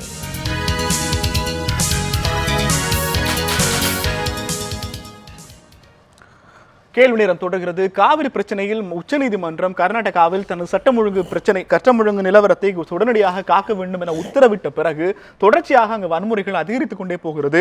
அதற்கு நாங்கள் காரணமில்லை, உச்சநீதிமன்ற உத்தரவை அமல்படுத்த வேண்டும் என நாங்களும் கூறுகிறோம் என்கிறது கர்நாடக பாஜக. ஏற்கனவே அந்த உத்தரவை அமல்படுத்தி விட்டோம் என்கிறது கர்நாடக காங்கிரஸ் அரசு. ஜனதா தளமும் கட்சியினுடைய தலைவரும் முன்னாள் பிரதமருமான தேவகவுடா தண்ணீர் திறந்து விடுவதில் எங்களுக்கு ஆட்சேபனை இல்லை என்றிருக்கிறார். 3 பிரதான கட்சிகளும் இது குறித்து தங்களது கருத்துக்களை வெளிப்படையாக சொன்ன பிறகும் கூட தொடர்ச்சியாக வன்முறைகள் நிகழ்வதற்கான காரணம் என்ன? அவர் சொல்லியிருந்த அடிப்படையிலான ஸ்டேட்மெண்ட் வந்து தீர்ப்பு சொன்ன பிறகு எங்களுக்கு அந்த தீர்ப்பை நாங்கள் விமர்சிக்க முடியாது, தீர்ப்பின் அடிப்படையில் அரசு செய்கிற எல்லா செயல்பாட்டுக்கும் நாங்கள் உறுதுணையாக இருப்போங்கிறத வெளிப்படையாக அவர் பத்திரிகையாளர்களுக்கு சொன்னது. தேவகவுடா சொன்னது. பையன் சொன்னதையும் சேர்த்து சொல்லிருங்க. இல்ல, இது தேவகவுடா சொன்னது. தேவகவுடா முதல்ல முதல் மந்திரியா இருந்தாரு, அதுக்கப்புறம் அவர் பையன் முதல் மந்திரியா இருந்தாரு. அப்பா முதல் மந்திரியா இருந்தவர் இப்படி சொல்லியிருக்காரு. பையன் அதுக்கப்புறம் இளைஞரா இருக்கிற முதல் மந்திரியா இருந்தார். திறந்து விட்டால் கர்நாடக மக்கள் புரிந்து கொள்ள வேணும், காங்கிரஸ் பிஜேபி விட்டுட்டு நாங்க மட்டும்தான் அவங்களை காப்பாற்ற முடியும், புரிஞ்சுக்குங்க, இதை விடவே கூடாது, ஒரு சொட்டு தண்ணி கூட விடக்கூடாது. இப்போ உள்துறை அமைச்சர் ராஜ்நாத் சிங் இப்போ 2 மாநில முதல்வர்கள்ட்டையும் பேசியிருக்கிறாரு. தமிழக முதலமைச்சர் ஜெயலலிதா சித்தராமையாவுக்கு கடிதம் எழுதியிருக்கிறாரு. சித்தராமையா புறாக்கால கூட கட்டி விட்டுருக்காங்க லெட்டர். இந்த காலத்துல போய் கடிதம் எழுதுறங்கிறத அதை ஒரு தீர்வாக சொல்வதை என்னால ஏற்றுக்கவே முடியாதுங்க. எத்தனை பேர் அடிபட்டு செத்துக்கிட்டு இருக்கான், இப்ப எவ்வளவு தீவிரமா பேசியிருக்கலாங்க. லெட்டர்ங்கிறது ஒரு ஸ்டேட்மெண்ட், ஒரு பதிவு செய்யப்பட்ட அனுப்புங்க. அதுக்கு முன்னால நீங்க போன்ல கூப்பிட்டு பேசுங்க. அதாவது கர்நாடகாவில் நடைபெறுகின்ற இந்த 1 வார சம்பவங்களுக்கும் இதுவரையிலும் மாண்பு முதலமைச்சர் அண்ணா வேலுசாமி அவர்கள் சொல்கின்ற காங்கிரஸ் கட்சியினுடைய முதலமைச்சர் அவர்களோ அவருடைய அரசோ ஒரு வன்முறையாளர் கூட கைது செய்து சிறையில் அடைக்கவில்லை. 1. 2வது, நேற்றுக்கு அந்த தம்பி Bengaluru DGP, Bengaluru city police ACP அந்த குறிப்பிட்ட தமிழரை அடிச்ச குரூப்ல 200 பேரை நாங்க கைது செய்து விசாரிச்சுட்டு இருக்கோம். அதிகாரப்பூர்வமா எஃப்ஐஆர் போட்டிருக்காங்க. ஒருவர் கூட கைது கிடையாது. நான் கேட்கறது, 1 வார காலமாக ஒரு அரசு தொடர்ந்து வன்முறை செய்யற ஒரு கும்பலை பார்ப்பதும், சமைக்க நடுரோட்டில் அனுமதிப்பதும், பேருந்துகளை கொளுத்த அனுமதிப்பதும், வன்முறையை வெறியாட்டத்தை அனுமதித்து பாதுகாப்பு தருவதும் எந்த விதத்தில்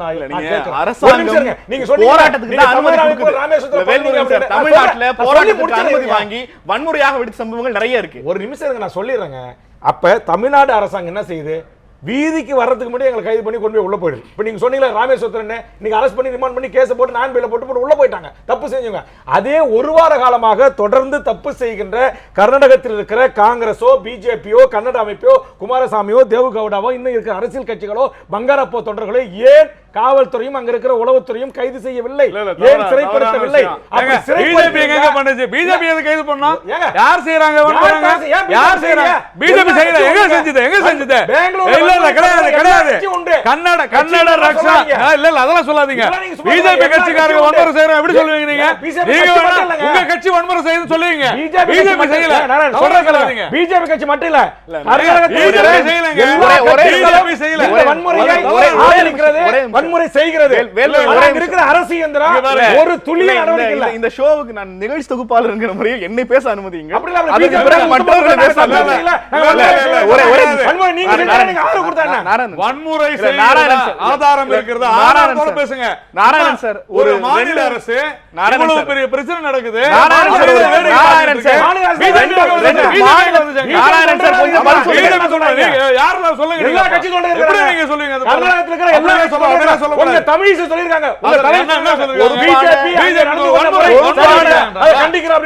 அது வேறங்க. வன்முறை செய்யறாங்களா? வன்முறை செய்யறாங்க எப்படி பேசுவீங்க நீங்க? பொறுப்பான கட்சிகளின் அரசியல் பிரதிநிதிகள் மேடைக்கு வந்து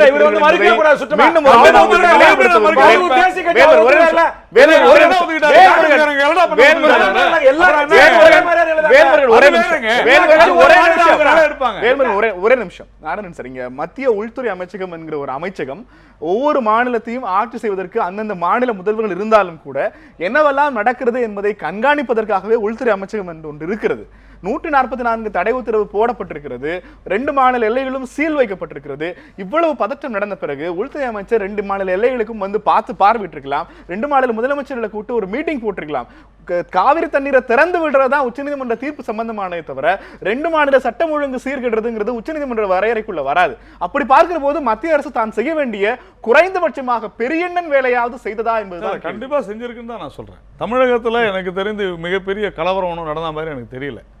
கர்நாடகாவில் இன்றைய தினம்தான் மிகப்பெரிய ஒரு கலவரம் வெடித்திருக்கிறது. உடனடியாக அதுக்கு ஆக்ஷன் எடுத்திருக்காங்க. இல்ல நம்ம இருக்க முடியுமா? நீங்க என்னுடைய கேள்வி பெரியண்ணன் வேலை என்பது அதான் 2 மாநில முதலமைச்சர்களையும் கூப்பிட்டு வச்சு நீங்க பேசியிருந்தீங்க. இல்லைங்க, அதுதாங்க ஏற்கனவே சித்தராமையா சொல்லியிருக்கிறாரு. ஆனா இந்த தமிழக முதல்வர் அது குறித்து கவலைப்படுவதே கிடையாது. அவங்க பேச்சுவார்த்தைக்கு வர்றதில்லை. அது உண்மைதானே. தவிர எல்லாத்தையும் விட நீங்க தேவகோடா வந்து இப்படி பேசிட்டாரு சொல்றீங்க. தேவகோடா நம்முடைய பிரதமரை சந்தித்து 2 நாட்களுக்கு முன்னால சந்தித்த பிறகுதான் அவருடைய அந்த பேச்சிலே மாற்றம் வந்திருக்கிறது. ஏனென்று சொன்னால் ஒரு தவறான ஒரு புரிதலும் தவறான விஷயங்களும் சொல்லப்பட்டு வருகிறது. மோடி தலையிட மாட்டேன்னு சொல்றாரு. மோடி என்ன சொல்லியிருக்கிறாரு? இது சட்டம் நீதிமன்றம் உச்ச நீதிமன்றம் கொடுத்த தீர்ப்புக்கு எதிராக நான் தலையிட மாட்டேன். தெளிவா இந்த கேள்வி திரும்ப முன் வச்சேன். உச்ச நீதிமன்ற தீர்ப்பு வேணாம், அதற்கு பிறகான பிரச்சனைகளில் பிரதமர் தலையிட்டாங்க. என்ன இன்னைக்கு தாங்க பிரச்சனை, இனிமேல் தாங்க செய்வாங்க. ஒரு வாரமா இல்ல இது பாருங்க, அங்க பந்து நடக்குது.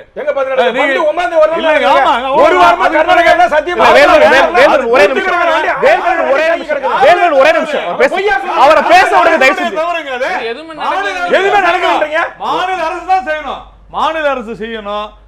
மத்திய அரசு மிக தெளிவாக மாநில அரசிடம் இது குறித்து ஒரு உச்சநீதிமன்ற தீர்ப்புக்கு எதிராக ஒரு உச்சநீதிமன்ற தீர்ப்புக்கு எதிராக ஒரு மாநிலம் முழுக்க பந்த் நடக்கிற போது இறையாண்மையின் பாதுகாவலராக இருக்கிற பிரதமர் உடனடியாக பந்த் இல்லங்க, பந்து நடக்குதுன்னா அது அவர்களுடைய உரிமை இல்லை, ஜனநாயக உரிமை இல்லையா? பந்து செய்யக்கூடாதா? பந்த் உச்சநீதிமன்ற தீர்ப்பு சரியா சொல்றீங்க.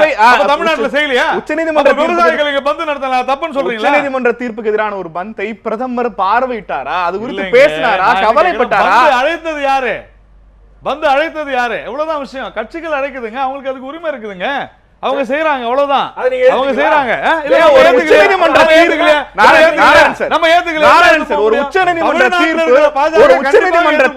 திட்டமிட்டு மதிப்பிழக்கப்படுகிறதுங்கிற போது மத்திய அரசுக்கு அங்க ரூல் கிடையாதா? இல்ல, கண்டிப்பா செய்யுங்க, கண்டிப்பா செய்யும். ஆனால் இது இரு மாநில உணர்வுகள் சம்பந்தப்பட்ட எல்லாத்தையும் சித்தராமையா முடிச்ச அப்புறமா அங்க இருக்கிற தமிழர்கள் எல்லாரையும் சாவடிச்ச பிறகு முடிச்சுப்பாங்க. போதுமா? உங்களுக்கு சந்தோஷமா? என்ன பேசுறீங்க? அது இல்ல விஷயம். முன்னால நீங்க தலையிடுங்க. சொல்லிருக்கோம். நாங்க அதுதானே எதிர்பார்த்துட்டு இருக்காங்க. மத்திய அரசு தலையிடணும். அதன் மூலமாக அரசியல் செய்து 2 மாநில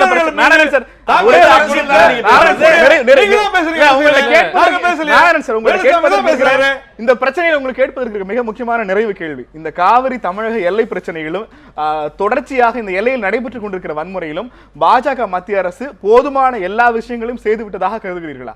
இல்லை, அதாவது மாநில அரசு சட்டம் ஒழுங்கை காப்பாற்ற வேண்டியது அவர்களுடைய கடமை. ஆனால் இன்றைய தினம் அங்கே சட்டம் ஒழுங்கு சீர்கெட்டிருக்கிறது. இது போன்ற நிலைமை தொடர்ந்தால் உறுதியாக உச்சநீதிமன்றம் சொன்னதின் அடிப்படையிலும் கூட மத்திய அரசாங்கமும் அந்த மாநிலத்தில் இருக்கக்கூடிய சட்ட ஒழுங்கினுடைய சீர்கேட்டை கருதி உறுதியாக நடவடிக்கை எடுக்கும். தேவை ஏற்பட்டால் இதை விட மோசமாக தொடர்ந்தால்னு சொன்னீங்கல்ல, அது எது வரைக்கும் தொடர்ந்தால் எடுப்பீங்க? இல்ல, தொடர்ந்தாலும் நாளைக்கு இல்ல நாளை மறுநாள் இல்ல. இப்ப இன்னும் இன்னைக்கு ஒரு 70 பஸ் எரிச்சிருக்காங்க. இன்னைக்கு ஒரு நடவடிக்கை எடுக்கிறேன். இன்னும் தொடர்ந்தானா இன்னொரு 200 பஸ் எரிச்சாவா? நீங்களே முன்னுக்கு பின் முரணா பேசுறீங்க. நீங்க தான் சொன்னீங்க துணை ராணுவம் போயிருச்சுன்னு கொஞ்ச நேரத்துக்கு முன்னால. துணை ராணுவம் வேண்டும் என்று கர்நாடக மாநில அரசு கோரிக்கை உடனடியாக மத்திய அரசு நீங்களா என்ன பண்ணீங்கங்கறத சொல்றீங்க. மத்திய அரசு துணை ராணுவம் வேண்டும் என்றால் மாநில அரசு கேட்கட்டும். காலையிலே சொல்லிட்டு அது கேட்டாங்க. கண்டிப்பா நடவடிக்கை எடுப்பாங்க. அவங்க கேட்கட்டும்னு நீங்க காத்திருக்கீங்க. இல்லங்க, இல்ல அனுப்ப முடியாதுங்க. உங்களுக்கு நெல்சனுக்கு தெரியாதா? ஒரு மாநில அரசாங்கத்தை மீறி ராணுவத்தை அனுப்ப முடியுமா? துணை ராணுவ படை அனுப்புறதுக்கு மட்டும்தான் அவங்க கேட்கணும்.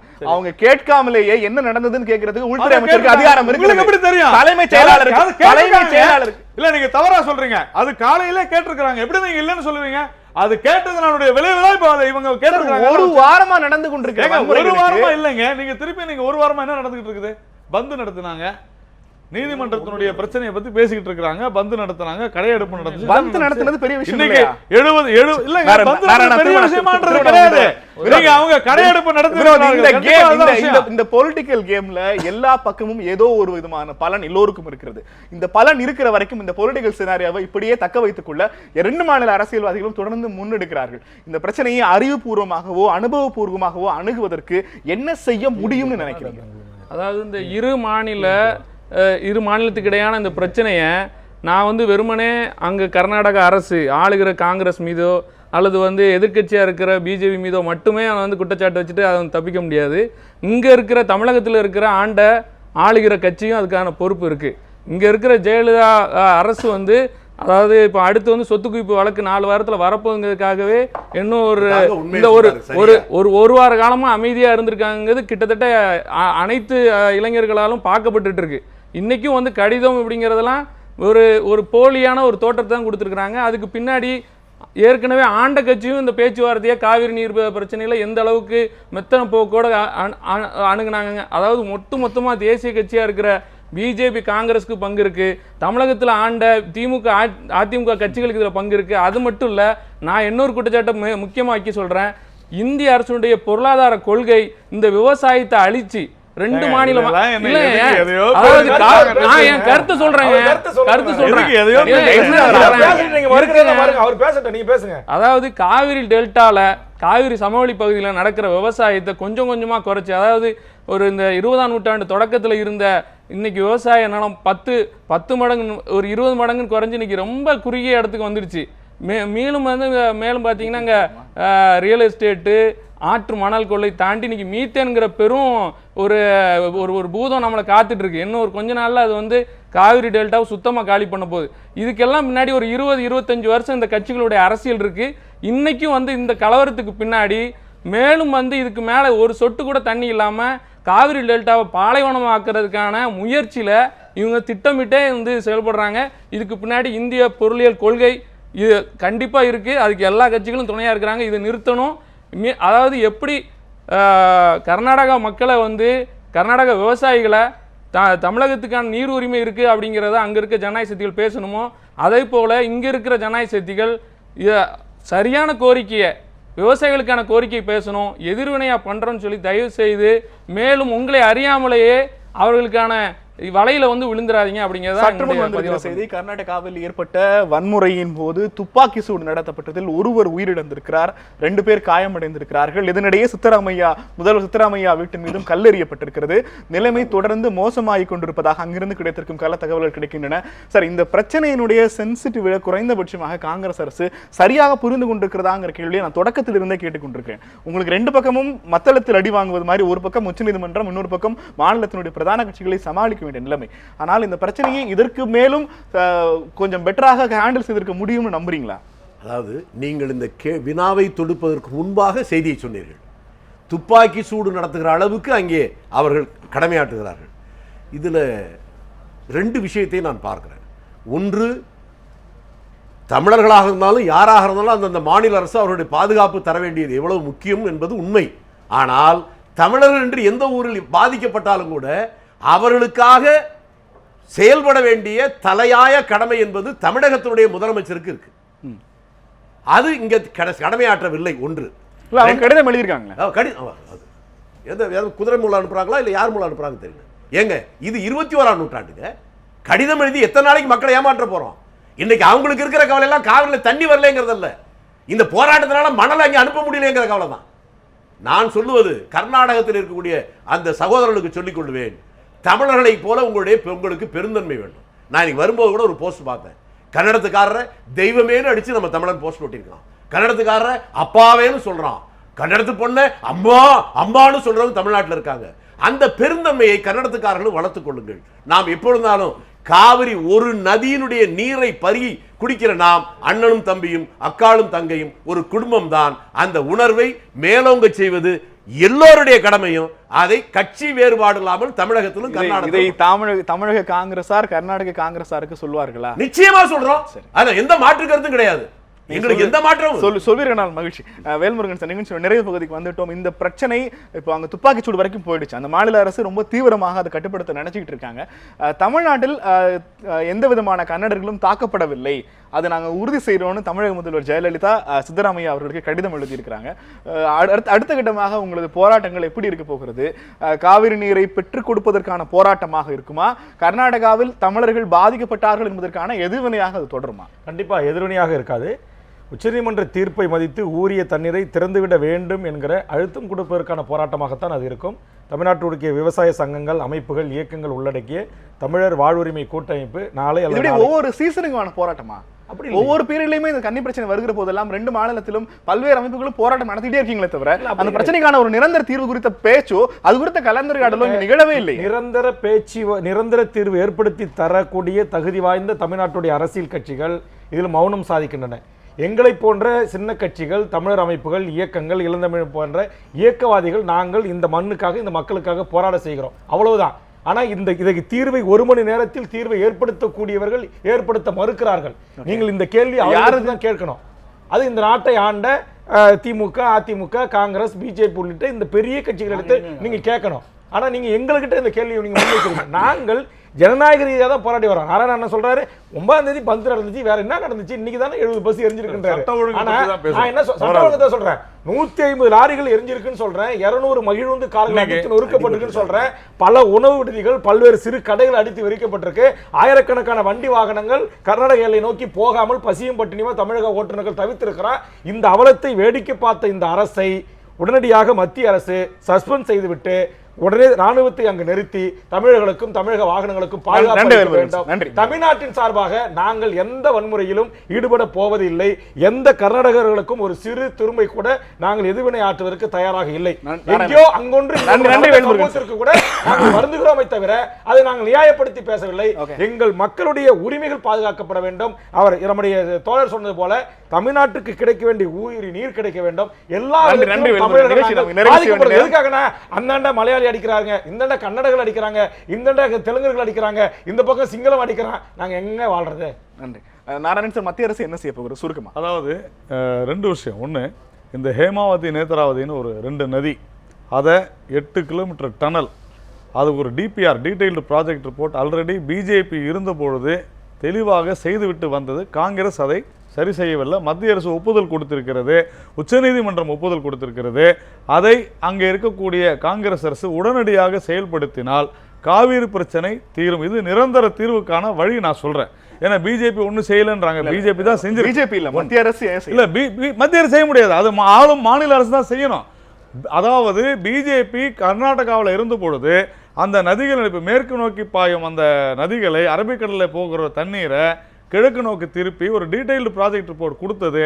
அதற்கடுத்து வந்த காங்கிரஸ் அரசு இப்போ அதை தான் மினியேச்சர் ஆக்கி பெங்களூரில் குடிநீர் திட்டமாக வச்சிருக்கிறாங்க. அதை அந்த மாநில அரசு உடனடியாக அமல்படுத்தணும். சுப்ரீம் கோர்ட்டும் அதுக்கு நீண்ட கால திட்டங்கள் அடிப்படையில் நீண்ட கால உடனடியாக செய்ய முடியும். ஆனா காங்கிரஸ் அரசு வந்த உடனே செய்யல. இப்போது சட்டபூர்வமாக இந்த இல்ல நான் ஒரு நிமிஷம் இல்ல நாங்க செஞ்சோம். மலையை தூக்கி வச்சா நான் தூக்கி போறேங்கிற மாதிரி இல்லாதக்கு என்னுடைய கேள்வி, இந்த எல்லை பகுதிகளில் நடக்கிற பதற்றத்தை தணிக்க மத்திய அரசு பதட்டத்துல நம்ம வேல்முருகன் சொல்வதை நான் அப்படியே ஏத்துக்கிறேன். அந்த மாநில அரசு சட்டம் ஒழுங்கை காக்க தவறினால் மாநில அரசின் மீது உறுதியாக பாஜக அரசு நடவடிக்கை எடுக்கும். நிகழ்ச்சியின் நிறைவு சுருக்கமாக சொல்லுங்கள். கர்நாடக தமிழக அரசுகள் உடனடியாக என்ன செய்யணும்னு எதிர்பார்க்கிறீங்க? இரண்டு பகுதியில் இருக்கிற மக்கள் அமைதியாக இருக்கணும். குறிப்பாக கர்நாடகாவில் இருக்கிற தமிழ் மக்கள் அங்கே எந்த விதமான இடையூறும் இல்லாமல் எப்படி முன்னாடி காலத்தில் சேர்ந்து சகோதரத்துவமாக வாழ்ந்தார்களோ அதை போல் வாழ 2 அரசும் 3 அரசுகளும், தமிழக அரசு, கர்நாடக அரசு, மத்திய அரசு, 3மே அதில் இது பண்ணணும். குறிப்பாக இங்கே இருக்கிற அனைத்து கட்சிகளும் அதில் உடனடியாக தலையிட்டு, இயக்கங்களும் தலையிட்டு ஒரு சுமூகமான ஒரு பேச்சுவார்த்தைக்கு நீண்ட காலத்தில் காவிரி நீரை எப்படி பங்கிட்டு வரைக்கும் பேசி இது ஒரு சுமூகமான முடிவு எடுக்கணும். ரெண்டாவது இந்த ஒரே ஒரு விஷயம் மட்டும் நான் நினச்சிக்கிறேன். பெங்களூரில் தண்ணிக்காக தான் நாங்கள் இது பண்ணுறோம் அப்படின்னு சொல்லிட்டு பெங்களூர் மக்களை திசை திருப்புறாங்க. உண்மையிலே பெங்களூரில் இருந்த ஒரு நூற்றுக்கணக்கான ஏரியெல்லாம் அழிச்சிட்டு அது மேலே பல கட்டிடங்களை கட்டியிருக்கிறாங்க. உண்மை அது ஒரு இல்லை, அதுக்கு ஆதாரம் இருக்கு. இல்லை இந்தியாவிலேயே பெங்களூர்ல மட்டும்தான் கிரீன் ஏரியான்னு சொல்லி Okay, நம்ம நிகழ்ச்சி 30, 40 ஆண்டுகளாக தமிழ்நாட்டுல சென்னையில இல்ல, இல்ல, நான் என்ன சொல்லி இல்ல, நான் மறைச்சிருக்காங்க.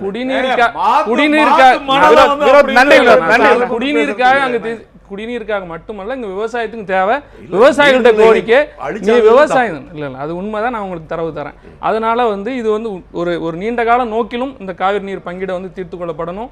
அங்க இருக்கிற மக்கள், தமிழ் மக்கள் அமைதியாக எப்படி முன்னாடி சகோதரத்துவமா வாழ்ந்தார்களோ அதுக்கான உத்தரவாதம் உடனடியாக வழங்கப்படும். இந்த நிகழ்ச்சியில் நம்மோடு பங்கெடுத்த 4 ஆளுமைகளுக்கும் கேள்வி நேரம் தனது மனமார்ந்த நன்றியை தெரிவித்துக் கொள்கிறது. வாழ்வதற்காக பெறப்பட வேண்டிய தண்ணீருக்கான போராட்டத்தில் இன்றைய நாள் முதல் பலி கொடுக்கப்பட்டிருக்கிறது. பெங்களூருவில் நடைபெற்ற துப்பாக்கி சூடில் ஒருவர் உயிரிழந்திருக்கிறார். தமிழர்களுக்கு கொடுக்க மறுக்கிற தண்ணீரை தற்போது பெங்களூருவில் பற்றி எரிக்கிற வாகனங்களுக்கு அணைப்பதற்கு மட்டுமே கர்நாடக அரசு பயன்படுத்தி வருகிறது என்பது வருத்தமான விஷயம். இந்த சம்பவத்தினுடைய போக்கு அடுத்த கட்டமாக எப்படி இருக்கும் என்பதை பொறுத்திருந்து பார்க்கலாம். நிகழ்ச்சியில் நம்மோடு பங்கெடுத்த அத்தனை பேருக்கு மீண்டும் ஒருமுறை நன்றி. இன்னொரு நிகழ்ச்சி சந்திக்கலாம். நன்றி, வணக்கம்.